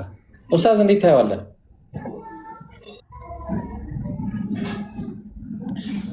ቅድም እኮ ልንጨምርለት ነበረ። በቁርአንም በባይብልም 1% በግነት መናገር ይችላል በሚለው ነገር ልናመጣለት ነበረ። ታስታውስ እንደሆነ በቁርአን ላይ ነምል ምዕራፍ 18 ምዕራፍ 28 ቁጥር 13 ላይ ሱለይማን ራሱ ምንድነው ያለው? ራሱ ሱለይማን ዳዊድን ወረሰ ዓለም ይላል። ካለ በኋላ ምንድነው ነገር ሁሉ ተከፈተለ የሚለው አይደለም የሚለው አይተህ ከሆነ ማለት ነው። ትክክል። ሱረቱ ከፍ ላይ ደግሞ ምዕራፍ 18 ቁጥር 80 ላይ ደግሞ ኸድር ምንድነው ፈራን ይላል። ኸዲር ፈራን እያለ ይናገራል። ፈለግን እያለ ይናገራል ቁጥር 81 ላይ። በባይብልም ብዙ አሉ እንደዛ አሉ። እንትን ላይ ራሱ ዳንኤል 2:36 ላይ አለ ራሱ እንናገራለን፣ በንጉሱ ፊት እንናገራለን እያለ ይናገራል። ብዙ ቦታ እንደዚህ አይነት ጥቅሶች አሉ። ራሱ ፈጣሪም ራሱ ኢሳያስ 6:9 ላይ ማንስ ይሄድልናል እያለ ይናገራል። ልክ እንደ ቁርአኑ ማለት ነው። ስለዚህ ምንም እንትን የሚለው ነገር ፕሉራል ኦፍ አምፕሊቲዩድ የሚባል ነገር ነበረ፣ የግነተኛነት። በነገራችን ላይ ዩ ማለት ምን ማለት ነው? እስቲ ትርጉሙ ብለህ ጠይቃቸው። ዩ ማለት ምን ማለት ነው? ትርጉሙ ዩ ማለት ምን ማለት ነው? እናንተ ለእነዚህ ሁሉ ይጠቅማል። ስለዚህ ነህኑ የሚለውም ቃል ለሲንጉላርም ለፕሉራልም መጠቀም ትችላለህ ማለት ነው በአረብኛ ላይ። ዩ የምትለው ለሲንጉላር ለማስኩላይን ጄንደር እና ለፌሚናይን ጄንደር መሆን ይችላል። በአማርኛ 3 ትርጉም አለው ዩ የሚለው አንተ፣ አንቺ፣ እናንተ መሆን ይችላል።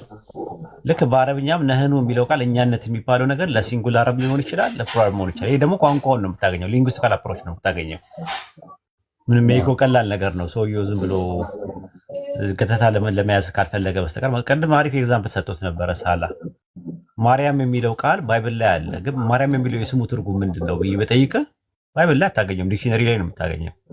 ሊንጉስቲካል አፕሮች ይባላል፣ ግራማቲካል አፕሮች የሚባል አለ። ሄርሜኔቲክስ ስላላጠና ነው። የስነ አፈታት ጥናት ስታጠና ኮንቴክስቹዋል አፕሮች የሚባል አለ፣ ወይ ደግሞ አውድ የሚባል ነገር አለ ሲያቅ። ከዛ ደግሞ ቴክስቹዋል አፕሮች የሚባል ነገር አለ፣ ተዛማጅ ጥቅስ ትፈልጋለህ። ከዛ በኋላ ደግሞ ሊንጉስቲካል አፕሮች የሚባል አለ፣ የቋንቋ ሙግት አለ። ከዛ በመቀጠል ደግሞ የመጨረሻው ደግሞ ግራማቲካል አፕሮች ይባላል።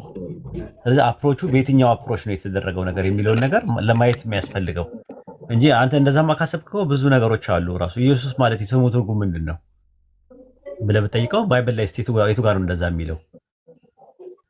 የለም አታገኝም ራሱ። እና የስም ትርጉም እንደዛ አታገኝም። ሊንጉስቲካሊ ነው እና ይሄ ለመግባባት ያክል ነው። በተረፈ እንትን የሚል እንትን አሳየኝ ካለ ማርያም የሚለው የስሟ ትርጉም ምንድነው ብለህ ብትጠይቀው መልስ የለውም። ያው ተስተካከል። አዎ አይ ገርሞኝ እኮ ነው። እኔ ምናልባት ኢየሱስ አላህን አክብሮ ከሆነ እኛ የሚለውን ነገር የተናገረው ለምንድን ነው አላህን ያላከበራችሁት? ምክንያቱም እሱ አክብሮ እኛ እያለ ከተናገረ የሚለውን ንግግር ከያዘ ተመሳሳይ ኢየሱስ ክርስቶስም ራሱ ስለራሱ እንደዛ ይናገር እውነት እላለሁ አለ ዮሐንስ 3:11 ላይ የምናውቀውን እንናገራለን አለ። እየተናገረ ያለው ብቻውን ነው። እዚህ ጋር እስካየው ድረስ እኔ ባደረግኩት ጥናት መሰረት የሚናገረው ብቻውን እንደሆነ ነው የማየው። የኢየሱስ ክርስቶስ ሊትራል የሆነ ንግግር ነው። የምናውቀውን እንናገራለን፣ ያየነውን እንመሰክራለን አለ። ምስክርነታችንም አትቀበሉትም አለ።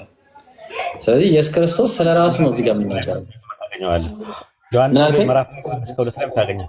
ዮሐንስ ወንጌል ምዕራፍ 20 ላይ ታገኘዋለህ። መግደላዊት ማርያም በሳምንቱ ፊተኛው ቀን ጋና ማለዳ ጨለማ ሆኖ ሳለ ወደ መቃብሩ መጣች አለ። ከዛ ወዴት እንዳኖሩት አናቅም አለች። አላቅም አይደለም ያለችው፣ የመጣችው ብቻዋን ነው። ስትጠየቅ ግን አናቅም ለምን አለች? አላውቅም ለምን አላለችም? እሱም ያስኬዳል። ትክክል ነው። እሺ ልጁ ሄደ፣ አምልጧል ኦልሬዲ ኢንሻአላህ። እሺ ሌላ ጥያቄ ያለው ሰው ቀጥሉ። ደግሞ ትንሽ እኔ ላስተናግድና ኢንሻአላህ እዚሁ ላይ ልጠይቅ። አይ ቆይ ቀድማለሁ። ቆይ ሚኒሊክ አንዴ ኖርዝ እስካሁን ድረስ አልጠየቀም። አንዴ ኖርዝ እኔ ያስወረደኝ አንተ ሰው ሁለቴ እድል አግኝተሃል። እሺ ባይብል ላይ ነው የምጠይቀው ወይ ሂድና አይደል? ባይብል ላይ እኮ ትጠይቃለህ ጥያቄ እንዴ? አንተ ጥያቄ ብቻ ነው የሚስተናገደው ወይ? ይጠይቅና ከሱ ቀጣይ ልጠይቅ ወይስ ለአሁን ልግባ? ረጅም አንተ ካለፍ ደግሞ ለስምዖን ሰጠዋለሁ። አንተ የምታልፍ ከሆነ በቃ እሺ። አይኔ እጠይቃለሁ። እሺ ጠይቅሽ። ያው ቅድም እንትና ሰላም ሲናገር የሰማኋቸው ነገሮች አሉ ስለ ፕሉራል ማጀስቲ። ይሄ ኮምፕሊትሊ ነው የሚቀበለው። ምንድነው እምነት? ይቅርታ ግን በጣም ይቅርታ፣ ከየት ቤተ እምነት ነው? እኔ እንኳን የሐዋርያት እምነት ተከታይ ነኝ። የሐዋርያት እምነት ተከታይ ነኝ። ኦኬ ኦኬ። እሺ እሺ እሺ። ያው ሃይማኖትን ዲቤት ላደርግ ሳይሆን የመጣሁት ጀስት አይዲያ ላይ ሼር ለመደራረግ ነው። እኔ ብዙ ጊዜ ማምነው በዛ ነው። አብዛኛውን ጊዜ የሌላ እምነት ተከታዮችን መጥቶ ሲገቡ ፎሎ አድርጌ እከታተላቸዋለሁ። አንድ ኦማሬ እናንተ ወዳጅም አለኝ በቅርበት እሱ ነው ሼር የሚያደርገኝና ብዙ እየተከታተልኳችሁ ነው። ሶ አንድ ሁለት ጥያቄዎችን ግን ላቀርብ እወዳለሁ። ምክንያቱም አሁን ሳላ ያነሳው ስለ ፕሉራል ማጀስቲ እኔ ኮምፕሊትሊ የምቀበለው ነገር ነው። ምክንያቱም በእስልምና ላይ ጥያቄ እንደዚህ አይነት ነገር እኛ ምናምን ስላለ እንዴት ራሱን አበዛ ምናምን ነገር ይሄ እስልምና ይቀበሏል ብዬ አላምንም። ምክንያቱም የትኛውንም ሙስሊም በአምላኩ አይደራደርም። ምልህ አምላክ እንዲህ እኩያ አቻ አለው ብሎ የሚያምን እስልምና ተከታይ አለ ብዬ አላምንም። ምናልባት አለ ከተባለ የእስልምና ተከታይ ነው ብዬ አላምንም። ምክንያቱም እነኚህ ፕሉራል ማጀስቲዎች በቁርአን ላይ ብቻ ሳይሆን በባይብልም አሉ። ያለማወቅ ችግር ነው የሚከፋፍሏቸው ብዬ ነው። አንዴ ቆይ ኖርዝ የኡስታዝ ድምፅ ስለተዋጠ እያወራ ነው። ቀጥል ኡስታዝ። የሐዋርያ ቤተክርስቲያን እምነትና አማኝነት ብሉይ ኪዳን ላይ ያለው አምላክ አንድ ፐርሰን ነው አይደል? አንድ ተናጋሪ ነው የነበረው። አንድ እኔ የሚል ነው አይደል ያለው? ከሱ ውጪ ተናጋሪ አለ? በጭራሽ። ኦኬ። አዲስ ኪዳን ላይ ቃሉን ስጋ አድርጎ በስጋ ሲገለጥ ያ አንዱ አምላክ ነው ተናጋሪ። ከሱ ውጪ ተናጋሪ አለ አዲስ ኪዳን ላይ? ጭራሽ የለም አይደለ? ኦፍ ኮርስ። ዮሐንስ ወንጌል ምዕራፍ 5 ቁጥር 30 ላይ እኔ ከራሴ አንዳች ላደርግ አይቻለኝም የሚለው ማን ነው? ወደ እነሱ ነጥቦች እመጣለሁ። አሁን ወደ የመጀመሪያ ጥያቄዎች ኦፍ ኮርስ ማን ነው? ቀላል ጥያቄ ማን ነው? ከሌ ነው በለኝ። እኔ አንተን አልከራከርም። ምክንያቱም ለማልከራከርበት ምክንያት የሐዋርያ ቤተክርስቲያን ስለሆንክ ቅርብ ነው እንትኑ ለዛ ነው። ማን ነው እኮ ጥያቄ? ክርስቶስ ነው ያን እየተናገረ ያለው እንጂ አብ አይደለም እየተናገረ ያለው። ኦፍ ኮርስ አብ ነው እየተናገረ ያለው ወይስ ክርስቶስ ነው እየተናገረ ያለው? ክርስቶስ ነው እየተናገረ ያለው አልኩ። ክርስቶስ። ስለዚህ ስንት ተናጋሪ ነው ያለው? ስለ ተናጋሪዎች ልንገርልህ። እኛ በእኛ እምነት አረዳድ ምን አለ መሰለህ፣ አምላክ ቃሉን ስጋ አድርጎ ወደ ምድር ሲመጣ ሰውም ነው አምላክነትም አለው ነው እንጂ አምላክ ከሰው ተገነጣጥሎ አይደለም ያለው። ይህ ሰውነት ስለራሱ ሰውነት ሲናገር እኔ ከራሴ ሰውነቱ ከአብ ተነጥሎ ሰውነቱ በራሱ መናገር የሚችል ነገር ነው አይደለም ይል። ለዛ ሰውነት አምላክነት በውስጡ አለው። የአምላክነትም ሰውነትም አለ። ተናጋሪው አንድ አካል ነው፣ ሰውነት ነው የሚያወራው። በሰውነት በኩል ግን የሚያወራው አምላክ ነው። ቆይ ላብራራለህ እኮ ከእኔ ከራሴ አንዳች አድርገ አይቻለኝም ሲል ከራሴ እያለ የሚያወራው ማን ነው? እሱን እኮ ነው ማብራራለህ። ሰውነትና አምላክነት አለ የሚባል ነገር አለ። ይህ ሰውነትና አምላክነት ግን ሁለት ልናረጋቸው ካሰብን ፍጹም የተለያየ ነገር ሊሆን ይችላል። በእኛ ባይበል ምን አለ መሰለህ፣ በእኛ ትምህርት ምን ይላል መሰለህ፣ የመለኮት ሙላት ሁሉ በሰውነቱ ተገልጦ ይኖራልና ይላል። ሉክ መለኮት የምንለው ነገር በዛ ሰውነት ተገልጦ ይኖራል። ግን አንዳንዴ እንደዛ ጥቅስ ቆላስይስ 2 ላይ ይላል፣ 2:9 ላይ እንደዛ አይደለም የሚለው በእርሱ ይላል በክርስቶስ በኩል የመለኮት ሙላት በአካል ይኖራል ነው የሚለው። ተገልጦ የሚለው ነገር የለም። አማርኛው ላይ ጨመሩት። እስቲ እንክፈተው፣ ክፈተው፣ የብሮ ክፈተው። የመለኮት ሙላት እንግሊዝኛውን ክፈትለት አንዴ እና ወደ ግሪኩም እንሄዳለን ነው። አካል የሚለው ቸርችን ነው ደግሞ እዛ ጋር የሚያመለክተው እንጂ የክርስቶስን ሰውነት አይደለም የሚያመለክተው።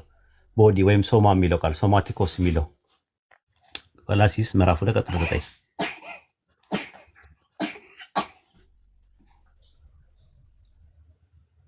ይታያል። for the full content of divine nature lived in ይላል in Christ ይላል and his እንትን አድርግለት ምንድነው የኤንአይቪን አድርግለት ምንድነው ያወጣው ኪንግ ጄምስ ቨርዥን ባይብል እናወጣለት ራሱ ሂማኒቲ የሚል ነገር የለውም። ራሱ ሂማኒቲ ማለት አንትሮፖስ ነው በግሪክ ማለት ነው። ሶማቲኮስ ነው የሚለው እዚህ ጋር ወደ ግሪኩም እንሄዳለን። ቆይ አሁን ያወጣውን ባይብል ላይ ምንድነው ያለው? አሁን ያወጣውማ እንትን ነው የኤንአይቪን አውቆ ነው ያደረጉት። ሂማኒቲ የሚል ነገር የለውም። ግሪክ ወደ ግሪክ መሄድ እንችላለን። አውቆ ነው ያስቀመጡት ሂማኒቲ ብለው። ሂማኒቲ ማለት ሰው ነው፣ ሰውነት ማለት ነው። ማን ነው አውቆ ያደረገው?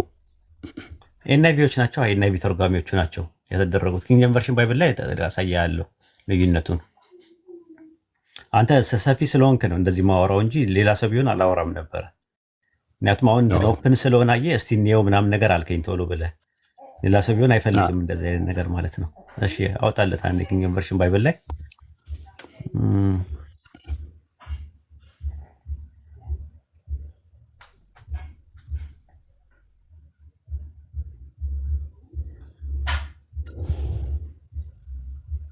ኪንግ ጄምስ ቨርዥን ለዛ ላይ አለ ኦልተርናቲቭ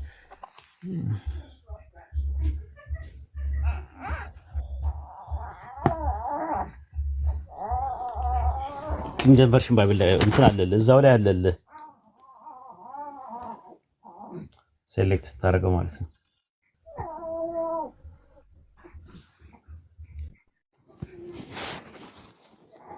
ይታያል።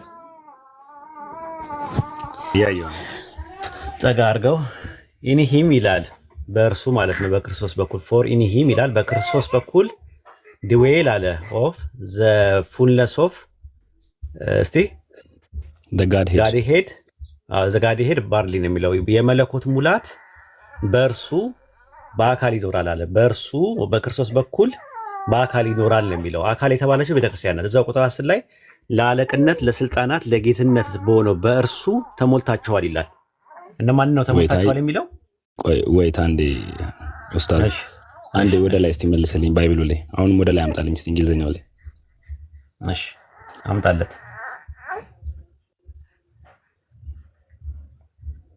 ይሄ ላይክ ጋድ ሄድ ኢን ቦዲ የተባለው ማን ነው?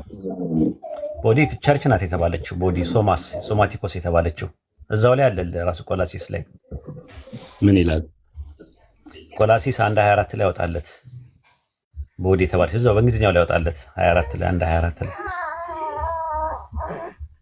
እሺ 1:24 1:24 ላይ እሺ ያው who now rejoice in my suffering for you and fill up that which is behind of the affliction of Christ in my flesh for his body's sake which is the church ይላል። አካሉ ማለትም ቤተክርስቲያን ብሎ ነው ያስቀመጠው። እዛ ጋር የቆላሲስ የኤፌሶን መልእክት ላይ ሶማቲኮስ የሚለው ቃል የሚመጣው ለአካል የሚለው ቃል የሚመጣው ለቤተክርስቲያን ነው። ስለዚህ የመለኮት ሙላት በእርሱ ይኖራል አለ። ማጋ ነው የሚኖረው? አካል ላይ ነው የሚኖረው አለ። ያ አካል ምንድን ነው? እዛ ቁጥር 10 ላይ ለአለቅነት፣ ለስልጣናት፣ ለጌትነት ራስ በሆነው በእርሱ ማለትም በክርስቶስ ተሞልታችኋል ይላል። የተሞሉት ምንድን ነው? ኖርዝ ጋድሄድ ፉል ጋድሄድ አይደለም። ጋድሄድን ሳይሆን የመለኮት ሙላት ዲቫይን የመለኮት ሙላት ተሞልታችኋል አለ። ስለዚህ ቤተክርስቲያን የተሞላችው ወይም ደግሞ በአካል ውስጥ የሚኖረው በቤተክርስቲያን ውስጥ የሚኖረው የመለኮት ሙላት ነው እያለን ያለው እንጂ ስለ መለኮትና ስለ ሰውነት ስለ አንትሮፖስ እያወራ አይደለም በፍጹም ማለት ነው። ኤፌሶን 3:19 ላይም እንደዛ ነው የሚለው። ትሞሉ ዘንድ አለ። ምንድነው የምትሞሉት? የአምላክን ሙላት ትሞሉ ዘንድ ይላል። ሰው የሚሞላው እንዴት ነው? የአምላክን ሙላት ሲባል የአምላክ ሙላት ማለት ጸጋ ማለት ነው።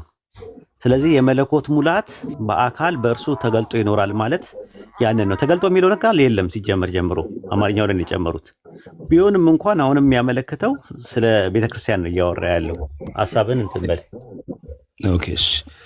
በመጽሐፍ ቅዱስ ላይ በባይብል ላይ ቤተክርስቲያን ወይም ደግሞ አካል በጣም በብዙ አይነት ዲፊኒሽን ተገልጿል። የለ ቤተክርስቲያን እንደ ክርስቶስ አምሳልም ተጽፋለች።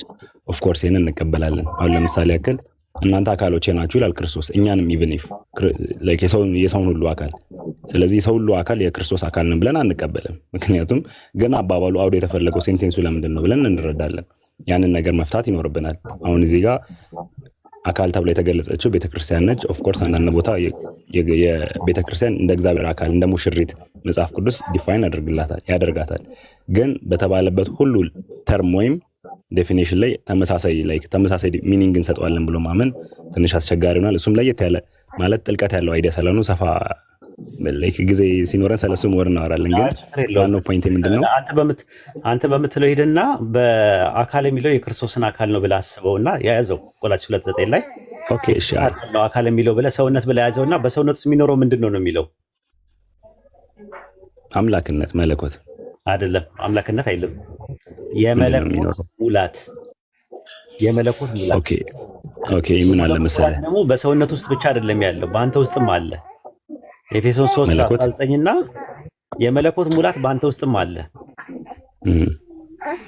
ለአለቅነትና ለስልጣናት ራስ በሆነው በእርሱ ተሞልታችኋል ይላል። ምንድነው የተሞላ ነው? ምንድነው የተሞላ ነው? ዲቫይን ኔቸር የተሞላ ነው። ምንድነው? ቆላስይስ 3:9 ላይ የመለኮት ሙላት በእርሱ በአካል ይኖራል ካለ በኋላ ለአለቅነት ለስልጣናት ራስ በሆነው በእርሱ ማለትም በክርስቶስ ተሞልታችኋል አለ። ምንድነው የተሞላ ነው? ችግር የለውም እያወራኝ እየሰማሁ ነው። መለኮት ምንድነው የተሞላ ነው ነው እኮ የጠየቁ። አዎ የመለኮት ሙላት ማለት ነው። ኤፌሶን 3:19 ላይ ፍጹም ሙላትን ትሞሉ ዘንድ የሚለው የማንም ሙላት ነው የሚለው? የአምላክን ሙላት ትሞሉ ዘንድ አይልም ይላል። አሁን ይሄን ከተረዳኸው ዮሐንስ ወንጌል ምዕራፍ 5 ቁጥር 30 ላይ ተመለስና እኔ ከራሴ አንዳች ላደርግ አይቻለኝም ሲል የሚናገረው ከራሴ እያለ ሪፍሌክሲቭ ፕሮናውን የሚጠቀመው ማን ነው? ኡስታዝ ላይክ መጀመሪያ ስለነሱ ነገር በጣም ኢንዲቴል እናወራበታለን። እኔ ስለዛ ሐሳብ አልሸሽም። ስለሱ ነጥብ እናወራለን። ግን አሁን ሐሳቤ ለቀን ተዘጋጅና እናወራለን። አይ ቲንክ ሐሳቤ እንዳይበረዝብኝ ነው። መጀመሪያ ወደ ፖይንት ላንሳ። ችግር የለም። ወደ ጥያቄ ትሄዳለህ። ወደ ጥያቄ ሂድ። አትፋሽ ፎሎ አድርገንና ሌላ ቀን ፎሎ አድርጌሃለሁ። ዴም አደርግሃለሁ ብያለሁ። ፎሎ አድርጌሃለሁ። ቴንክ ዩ። እና ወደ ነጥቤ ስመጣ በባይብል ታምናለህ እንዴ ኡስታዝ? ለምንም በቁርአን ነው ማምነው። ሙስሊም አይደለም። ኦኬ እሺ፣ በቁርአን ነው የምታምናኝ ነው። ግን ባይብል ላይ የተጻፈን ነገር አሁን ለምሳሌ ክርስቶስ እንዲህ ብሎ ስለመናገሩ እንዴት አንተ አምነህ ዲቤት ልታረግ ቻልክ? ማለት በክርስቶስ ንግግር ታምናለህ? የኮምፓራቲቭ ሪሊጅን ስቱደንት ነኝ እኮ። አንተ ቁርአን ላይ መታውን ጥያቄ ብትጠይቅና ብትሞግት ቁርአን ላይ ኢየሱስን ፈጣሪ ይለዋል፣ የአምላክ ቃል ይለዋል፣ ኢየሱስ ፈጥሯል እያልክ ብትሞግት ሙስሊም ነህ ማለት አይደለም። ኮምፓራቲቭ ሪሊጅን ላይ እኮ ይፈቀዳል። እኔ እያልኩ ያለሁት ባይብል ላይ ክርስቶስ በተናገረው ንግግር አንተ ታምናለህ? አይ ለምን አምናለሁ? እኔ በቁርአን ነው ማምነው። ሙስሊም ነኝ እኮ።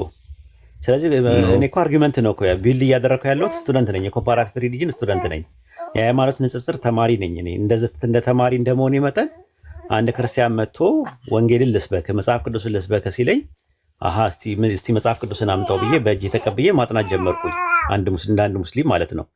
ከዛ እዛ ላይ ጥያቄ ይኖርሃል ማለት ነው። አንተ የምታምንበትን እምነት አይ እንደውም ይሄ ነገር እኮ ለሙስሊም ነው ቅርብ፣ ይሄ ነገር ትምህርቱ የአንድ አምላክ አስተምሮቱ ከስላሴ ይልቅ ለሙስሊም ነው ቅርብ ነው እያልኩኝ እየሞገትኩኝ ነው ያለሁት እንጂ መጽሐፉን አላምንም እኔ ማለት ነው። አንደኛ ምን ልጠይቅ ፈልጌ መሰለህ ኡስታዝ፣ አሁን ምን ልጠይቅ ፈልጌ መሰለህ፣ አሁን ብዙ ጊዜ እዚህ ቤት ላይ ገብቼ ስሰማ ነበር። ለምሳሌ ያክል ክርስቶስ አባቴ ላይ እኔ መልእክተኛ ነኝ ምናምን ብሎ ስለተናገረ ልክ ነው፣ ክርስቶስ ንግግሩ ልክ ነው፣ እሱ መልእክተኛ ነው የተላከ ነው ብላችሁ መቀበል ይኖርባችኋል። እኛም እንደዛ ነው የምንቀበለው የሚል አይዲያ ከኢብራሂምም ከሳላም የሆነ ሰዓት ስለሰማው ነበር። ስለዚህ የክርስቶስ ንግግር ትክክል ነው። መልእክተኛም ይኸውልህ ኮመን የሆነ ግራውንድና ኮመን የሆነ ፑል ላይ ቁርአን ላይ የተነገሩ ነገሮች ባይብል ላይም አሉ ብለን ነው የምናምነው። ለምሳሌ ዘዳግም 6:4 ላይ እስራኤሎች ስማ አምላካችን ያህዌ አንድ ያህዌ ነው የሚል ጥቅስ አለ። ማርቆስ 12:29 ላይ ደግሞ እስራኤሎች ስማ ጌታ አምላካችን አንድ ጌታ ነው ብሎ የማርቆስ 6:4 ላይ ያለው ማነው ዘዳግም 6:4 ላይ ያለውን እየጠቀሱ ያመጣሉ የአዲስ ኪዳን ጸሐፊዎች ማለት ነው። ያ ነገር እኛ አምላክ አንድ ነው ከምንለው ትምህርት ጋር አንድም ሶስትም ነው ለሚሉትን ስንቃወም እንሞግታለን። ከዚህ ጋር ተመሳሳይ ነገር ነው እያለን እንሞግታለን። ከዛ አንጻር እናመጣለን ኢየሱስ ፍጡር ነው ኢየሱስ ሰው ነው ስንል የኛ ትምህርትም እናንተ መጽሐፍ ላይ አለ እያደለ በመሞገት ነው እንጂ አንደኛ በወንጌል እኛ በወንጌል እናምናለን፣ ግን የምናምነው ለኢሳ የተሰጠ ወንጌል አለ ብለን እናምናለን። አራት ወንጌሎች ግን ሰዎች ጨምሩባቸው የቀነሱባቸው ነገሮች አሉ። ስለዚህ ኦሚት እያደረግክ ነው የምታምነው ማለት ነው። ባይብል ላይም ከቁርአን ጋር ሊስማማህ የሚችልልህ ነጥብ ብቻ እየሳብክ ነው የምታምነው ማለት ነው አይደል? አዎ ቁርአን ስታንዳርድ ነው ራሱ ፉርቃን ነው ይላል። ፉርቃን ማለት ምን ማለት ነው? እውነትን ከሐሰት የሚለይ ነው ስለሚል ቁርአን እንደ ሚዛን አድርጌ ነው የምጠቀመው። ስታንዳርድ እሱ ቁርአን ነው። ለዛ እኮ ነው ላይ ኮምፈርት ሆኜ እንዳልጠይቅ ያደረገኝ ነገር ቢኖር ያ ነው። ለምሳሌ አክልሽን በል ኢየሱስ ክርስቶስ ሙስሊም ነው የሚል ነገር ሳላም ቀደም ሲያወራ ነበር። አንተ በዛ ታምናለህ አይደል? አዎ ኢየሱስ ክርስቶስ ምድር ላይ በነበረበት ሰዓት እንደ ባይብል ነው ከባይብል አባቴ ብሎ እኛ አብን ብለን የምናምነውን አባቴ ብሎ የተናገረው ንግግር አንተ ትቀበላለህ? አባት ሲለው በምን ቋንቋ ነው የተናገረው? እሱ በአማርኛ ቋንቋነቱን ሳይሆን የሚጠቀመው ነው ቋንቋነቱን ሳይሆን አባቴ ብሎ መናገሩ ኢየሱስ ክርስቶስ አባቴ ነው። እሱ አማርኛ ነው። እሱ አማርኛ ተናጋሪ አይደለም። እሱ በምን አረማይክ ይናገራል እኮ የአረማይክ ቋንቋ ነው አይደል? እኮ በአረማይክ ምን ብሎ ይጠራው ነበር? እንደዛ ፈጣሪን ማን ብሎ ነበር የሚጠራው? ኖ እኔ በዚህ ሰዓት አረማይክ ምናምን ችዬ አይደለም። ግሪከኛ አይደለም ተናጋሪ፣ አማርኛ ተናጋሪ አረማይክ እኮ ነው አልኩህ አይደል? እኮ በአረማይክ ምን ብሎ ይናገር ነበር ኢየሱስ? ናሮ ነው። እኔ ስለ አረማይክ ያለው መረጃ የለኝም። ኦኬ ጥሩ ችግር የለውም። በዕብራይስጥ አብ ማለት ትርጉሙ ምንድን ነው? በዕብራይስጥ ነው አብ ማለት ምን ማለት ነው ትርጉሙ? ትንቢተ ሚልክያስ 2:10 ላይ ለሁላችን አንድ አባት ያለ አይደለምን ሲል አንድ አባት ያለ አይደለምን ሲል አባት የሚለውን ቃል በዕብራይስጥ ምንድን ነው ትርጉሙ? ምን ይባላል? ያሩን እሱንም አላውቅም። እኔ በግዕዝ ነው ማቆላይ ከጃችን የተቀየረው ግዕዝ አባት አብ እንደተባለ ነው አብ ይባላል። አዎ ስለዚህ አብ ሲባል አብ ማለት ትርጉሙ 5 ትርጉም አለው ብለው ያስቀምጣሉ የቋንቋው ምሁራን። አንደኛው ምንድን ነው? ምን ናቸው? ስለ አብ የሚለው የዕብራይስጥ ቃል 5 ትርጉም አለው ብለው ያስቀምጡና ከ5 ውስጥ አንደኛው ኦሪጂኔተር ነው ይላሉ። ምን ማለት ነው ኦሪጂኔተር? እስቲ ዲፋይን እያደረክልኝ እኔ ማላውቀውን ነገር እያወራ ስለሆነ ኦሪጂኔተር ማለት አስገኚ ማለት ነው ትርጉሙ። አብ የሚለው የዕብራይስጥ ቃል 5 ትርጉም አለው ይላሉ። ትንቢተ ሚልክያስ ምዕራፍ 2 ቁጥር 10 ላይ ለሁላችን አንድ አባት አለ አይደለምን ሲል ምን ለማለት ተፈልጎ ነው? ያው አንድ አባት አንድ አብ አለን እያለ ነው እኮ። አንድ ምን አለን እያለ ነው ያለው። አባት ሲል ምን ለማለት ተፈልጎ ነው? አብ የሚለው ምን ተፈልጎ ነው? ያው ፈጣሪ አይደል? አዎ አስገኚ ማለት ነው አይደል?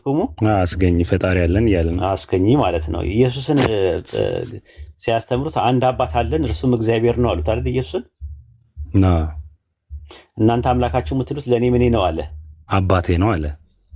ምን ማለት ነው? ከመጀመሪያ ሚልክያስ 2:10 ላይ ስትሄድ አብ የሚለው ምን ትርጉም አለው ብያለሁ? ፈጣሪነትን። ስለዚህ የኢየሱስ ፈጣሪ ማን ነው? ወይ ያስገኝ ማን ምን አለ መሰለኝና ቆይ ልምጣልህ ይለ አሁን አገኘው ነጥብን አገኘሁት እዚች ጋር ትንሽ ለወራ ላይክ አብ ማለት አባት ማለት ነው ኦፍ ኮርስ አንተም እኛም ሁላችንም የምናውቀው ነገር አለ ለኛው አይደለም ተየቁ ቆይና ገብቶኛል ይለ አብ የሚለውን የግዕዝ ቃል ሳይሆን አብ የሚለው የዕብራይስጥ ቃል ነው ያልኩ ገባኝ እሺ በዕብራይስጡ ምን መጣልና አሁን እኮ አዲስ ኪዳን የተጻፈው በዕብራይስጥ አይደለም አይደል ክርስቶስ እኮ ያለው አዲስ ኪዳን ላይ ነው ክርስቶስ የተናገረውን በግሪክ አይደለም አይደል ኦፍ ኮርስ እሺ በአራማይክ ተናገረ አሁን አዲስ ኪዳን የተጻፈው በምንድን ነው እኮ ነው ያባባሌ አዲስ ኪዳን የተጻፈው እኮ በግሪክ ነው አይደል በግሪክ ኮይኔ የተጻፈው በግሪክ ኮይኔ ስለዚህ ኢየሱስ ክርስቶስ የተናገራቸው ንግግሮች የተጻፉት በግሪክ እሺ በግሪክ ኮይኔ ምን አሉት አባት የሚለውን ቆይ ዋቴቨር ቆይ ኡስታዝ አንድ ያስጨርሰኝ አይ በግሪክ አልከኛ ራስህ እኮ ነው ያልከኝ አዲስ ኪዳን የተጻፈው በግሪክ ነው አልከኝ በግሪክ ኮይኔ ሲጽፉት እነዛ ሰዎች ሲጽፉት ማን ብለው ጻፉት እኮ አንዴ ልጨርስ ሐሳቤ ማለ ላይ ኢንተራፕት ያደርግ ላይክ ባክ ኤንድ ፎርስ ታደርግብኝ ነገሮች ወደ እንትን ይላሉና እሺ ሲሜትሪካል ዲያሎግ እናድርግ ልክ እንደ ውይይት ነገር እናድርገው ላይክ እኔ የምማረው ነገር ካለ ተምሬ እወጣለሁ ኢትስ ኦኬ እሺ ሲሜትሪካል እናደርገዋለን ባክ ኤንድ ፎርስ ዲያሎግ ከተውኩት እሺ ሶ አዲስ የክርስቶስ ቋንቋ የመጀመሪያ ንግግሩ አራማይክ ምናምን ነገር ላይክ ይባላል እኔ የሰማሁት ያነበብኩት እንደዛ አይነት ነገር ነው ዋቴቨር ግን አዲስ ኪዳን ላይ ሲጻፍ በግሪክ ነው የተጻፈው የግሪክ ቃል ላይ አብ የሚለውን ነገር ምን ብሎ ጽፎታል ኢየሱስ ክርስቶስ አባቴ ብሎ ሲናገር የትኛውን አባት ነው ኤክስፕረስ ያደረገ ያለው ምን አይነት አባትነት ነው ኤክስፕረስ ያደረገው የሚለውን ነገር ነው ከዕብራይስጥም አኳያ አንተ ትንሽ ለማጣቀስ የፈለከው ነገር ግን ሚልኪያስ 2:10 ላይ ለምሳሌ ለሁላችን ያለን አንድ አባት አይደለምን አንድ አምላክ የፈጠረን አይደለምን የሚልበት ፓርት ላይ ወልድ የተባለ ማንነት አልነበረም ሉክ ወልድ የተባለ ማንነት ስላልነበረ ፈጣሪነትን የሚያመለክተው ብዬ ሚልኪያስ 2:10 ልቀበል እችላለሁ ለምን ሰውነት የሚባል ነገር የለም ወልድነት የሚባል ነገር የለም ምንም ነገር አባትነትን ኤክስፕረስ ሊያደርግ የሚችል ነገር የለም ገባህ አይደል ግን አዲስ ኪዳን ላይ ስትመጣ ወልድ የሚባል ነገር ሰውነት የሚባል ነገር መጥቷል ይህ ሰውነት አምላክነትን አባት ብሎ መጥራት ይችላል ለምን አዲስ ኪዳን ነው ይሄ ወልድ የሚባል ማንነት መጥቷል አገኘኸኝ አይደል ግን አንተ አሁን የወልድን የአዲስ ኪዳንን አባትነት ኢየሱስ ክርስቶስ አብ ሲል ያለውን ኮት አድርገህ ሄደ ከሚልኪያስ 2:10 ጋር ካገናኘው ኢትስ ቶ ዲፊካልት በቃ ቀደም ለዛ ነው ያንተን ፖይንት ለማግኘት ባክ ኤንድ ፎር ዞን ኦኬ ያለው ሳስቀጥል ነበር አይ እየገባኝ ነው ትምህርቱን እኮ አውቀዋለሁ እናንተ ኢየሱስ እግዚአብሔርን አባቴ ብሎ ሲናገር የባህሪ ጉዳይ ነው ሚልኪያስ 2:10 ላይ ደግሞ የጸጋ ጉዳይ ነው እያልከኝ ያለው ልዩነት አለው አይደለም ሚልኪያስ 2:10 እሺ ሚልኪያስ 2:10ን ሲናገር የነበረው ኢየሱስ አይደለም አየህ አምላክ ራሱ በነብዩ የተናገረ ምንድነው የሚለው ለሁላችን አንድ አባት ያለን አይደለምን ሲል ክርስቶስ ወልድ የሚባል ነገር ምን እንደሚያመለክተው አይ ወልድ የሚባል ነገር አለ እኮ እያልኩኝ አይደለም ለኛ ነው አንተ እያልከ ያለኸው አንድ አባት ሲል ፈጣሪነትን ነው የሚያመለክተው እኛን የሚያመለክት ነው እያልከ ያለኸው አዲስ ኪዳን ላይ ግን ኢየሱስ አባቴ ሲል ስለ ሰውነቱ ነው የሚናገረው መለኮቱ ለሰውነቱ አባት ነው ሰውነቱ ደግሞ ለመለኮትነቱ ልጅ ነው እያልከኝ እኮ ነው ያለው ትምህርቱ እንደዛ ነው እኔ ማቀው ኦኬ እሺ ስለ ትምህርቱ የተወሰነ ነገር ያው እኔ ማውራት ከቻልኩ እናወራለን ግን ኦኬ ካታቋል ላይ ነው ኦፍ ኮርስ ይሆናል ስር ቁጭ ብዬ ነው የተማርኩት ይሆናል ምልክ ላይ ከኔ በተሻለ ዕውቀት እንዳለህም ልታቅ እንደምትችልም አውቃለሁ እኔ በማውቀው ልክ ግን አይ በደንብ በስነ ስርዓት ስትሮማን ፋላሲ ሳልሰራ ነው ማውቀው የእናንተ ትምህርት ኦኬ እሺ ይሆናል እኮ ነው በደንብ ማውቀው እሺ ቀጥል ሂድ ነው አታውቅም ማለት ሳይሆን ልታውቅ ትችላለህ ሆኖስ ግን እኔም ባወቅኩት ልክ ነው ላይክ እያቀረብኩ ያለው እና አዲስ ብሉይ ኪዳን ላይ ለሁላችን አንድ አባት ያለን አይደለምን ሲልም አንድ አባት ነው ያለን ሲል እንዲህ ያለው ሲል ያለው አባትነት ፈጣሪነትን ነው የሚያመለክተው ኮምፕሊትሊ ምክንያቱም አሁን ለምሳሌ ይሄንን የተናገረው አንድ ፈጣሪ ብቻ ነው በቃ አንድ ፈጣሪ የትም ቦታ ላይ ፈጣሪነቱን ሲገልጽ ቀደም ኤሎሂም ብለን ላይክ አማልክትን ሳላህ ላይክ ኢንተርፕሬት አድርጎ እንደተናገረው ስለ ፈጣሪነቱ ስለ አባትነቱ ብቻ ነው የሚናገረው ብሉይ ኪዳን ላይ ምክንያቱም እኔ ስላሴ አማኝ ተከታይ አይደለም አብሮት ከሱ ጋር እኩያ ቻይ የሚባል ነገር እግዚአብሔር ወልድ የሚባል ነገር አለና ያ እግዚአብሔር ወልድ የአባትነት የባህሪ አባትነት ወይም ደግሞ የፈጣሪ አባትነት እያልኩ ማወራ ፐርሰን አይደለም ሶ ብሉይ ኪዳን ላይ የተጻፉት ኤቭሪ ነገር ሊሆን ይችላል ፈጣሪነቱን ላይክ እንትን የሚያደርግ ነገር ነው የሚያተኩር ነገር ነው ግን አዲስ ኪዳን ላይ ስንመጣ ኢየሱስ ክርስቶስ ሲናገር የነበረው አባትነት አሁን እሱ አባቴ ካለ ለእስራኤላውያን ተመልከት ያን ነገር ዮሐንስ ምዕራፍ 8 ላይ እየተናገረ ያለው ለእስራኤላውያን ናቸው እስራኤላውያን አባቴ ብለው የሚያስቡት አንድ አባት አለን ብለው ነው የሚያምኑት አምላካችን አለ ብለው ነው የሚያምኑት ሉክ ክርስቶስ እናንተ አምላካችን የምትሉት አለ። አምላኬ ነው አይደለም እያለ ያለው ሉክ እናንተ አምላካችን የምትሉት እሱ አባቴ ነው አለ። ይሄ አባትነትን እኮ ነው እኔ እየጠየቅኩ ያለው። ኢየሱስ ክርስቶስ አባቴ አለ። ልክ እንደዚህ ዮሐንስ 14 ላይ አባትነትን እሱ የሚገልጽበት ወይና ብሉይ ኪዳን ላይ የተጻፈበት ወይ ዘሴም ነው ብለን ነው የምታምነው ወይ?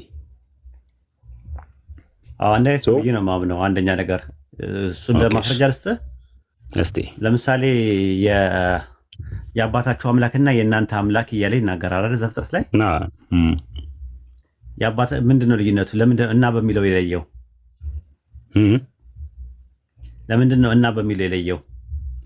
አይ ምን አለ መሰለ ባይብል ላይ ለምሳሌ ሲናገር ክርስቶስም ወደ አምላኬና ወደ አምላካችሁ ወደ አባቴና ወደ አባታችሁ ዘፍጥረት ላይ ያለውን ነው። ዘፍጥረት ላይ የአባቶቻችሁ የእናንተ አምላክና የአባታችሁ አምላክ ብሎ ለምንድን ነው የአምላካችሁ የሚለውን ነገር ትቶ የእናንተ አምላክና የአባታችሁ አምላክ ብሎ ለምንድን ነው ለሁለት የነጠለው ዳይኮቶማይዝ አድርጎ? አልገባኝም። ሰው ይቅርታ እስቲ ግልጽ አድርግልኝ። ዘፍጥረት ላይ አምላካችሁ ምን ሲናገር ምንድን ነው ያለው?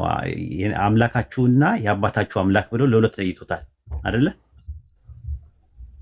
እስቲ ቆይ ልክፈተው አንዴ። ዘፍጥረት ስንት? እሺ ላውጣለህ።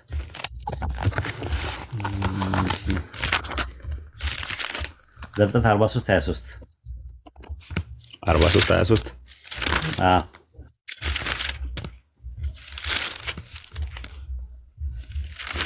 እሺ 43 እርሱም አላቸው ሰላም ለእናንተ ይሁን፣ አትፍሩ፣ አምላካችሁና የአባታችሁ አምላክ በአይበታችሁ የተሰጣችሁ ብራችሁን ደርሶናልና አለ። አሁን ዮሴፍ ሲናገር አምላካችሁና የአባታችሁ አምላክ ብሎ ለምንድን ነው ለሁለት የነጠለው? ንገረኝ። ኢትስ ኦኬ ንገረኝ። ያብራልኝ እንጂ ለማለት ተፈልጎ ልዩነት አለ ወይ? የወንድሞቹ አምላክና የአባቱ አምላክ የተለያየ ነው አምላክነቱ ወይ? አምላክ ለአባታቸውና ለነሱ አምላክነቱ ይለያያል?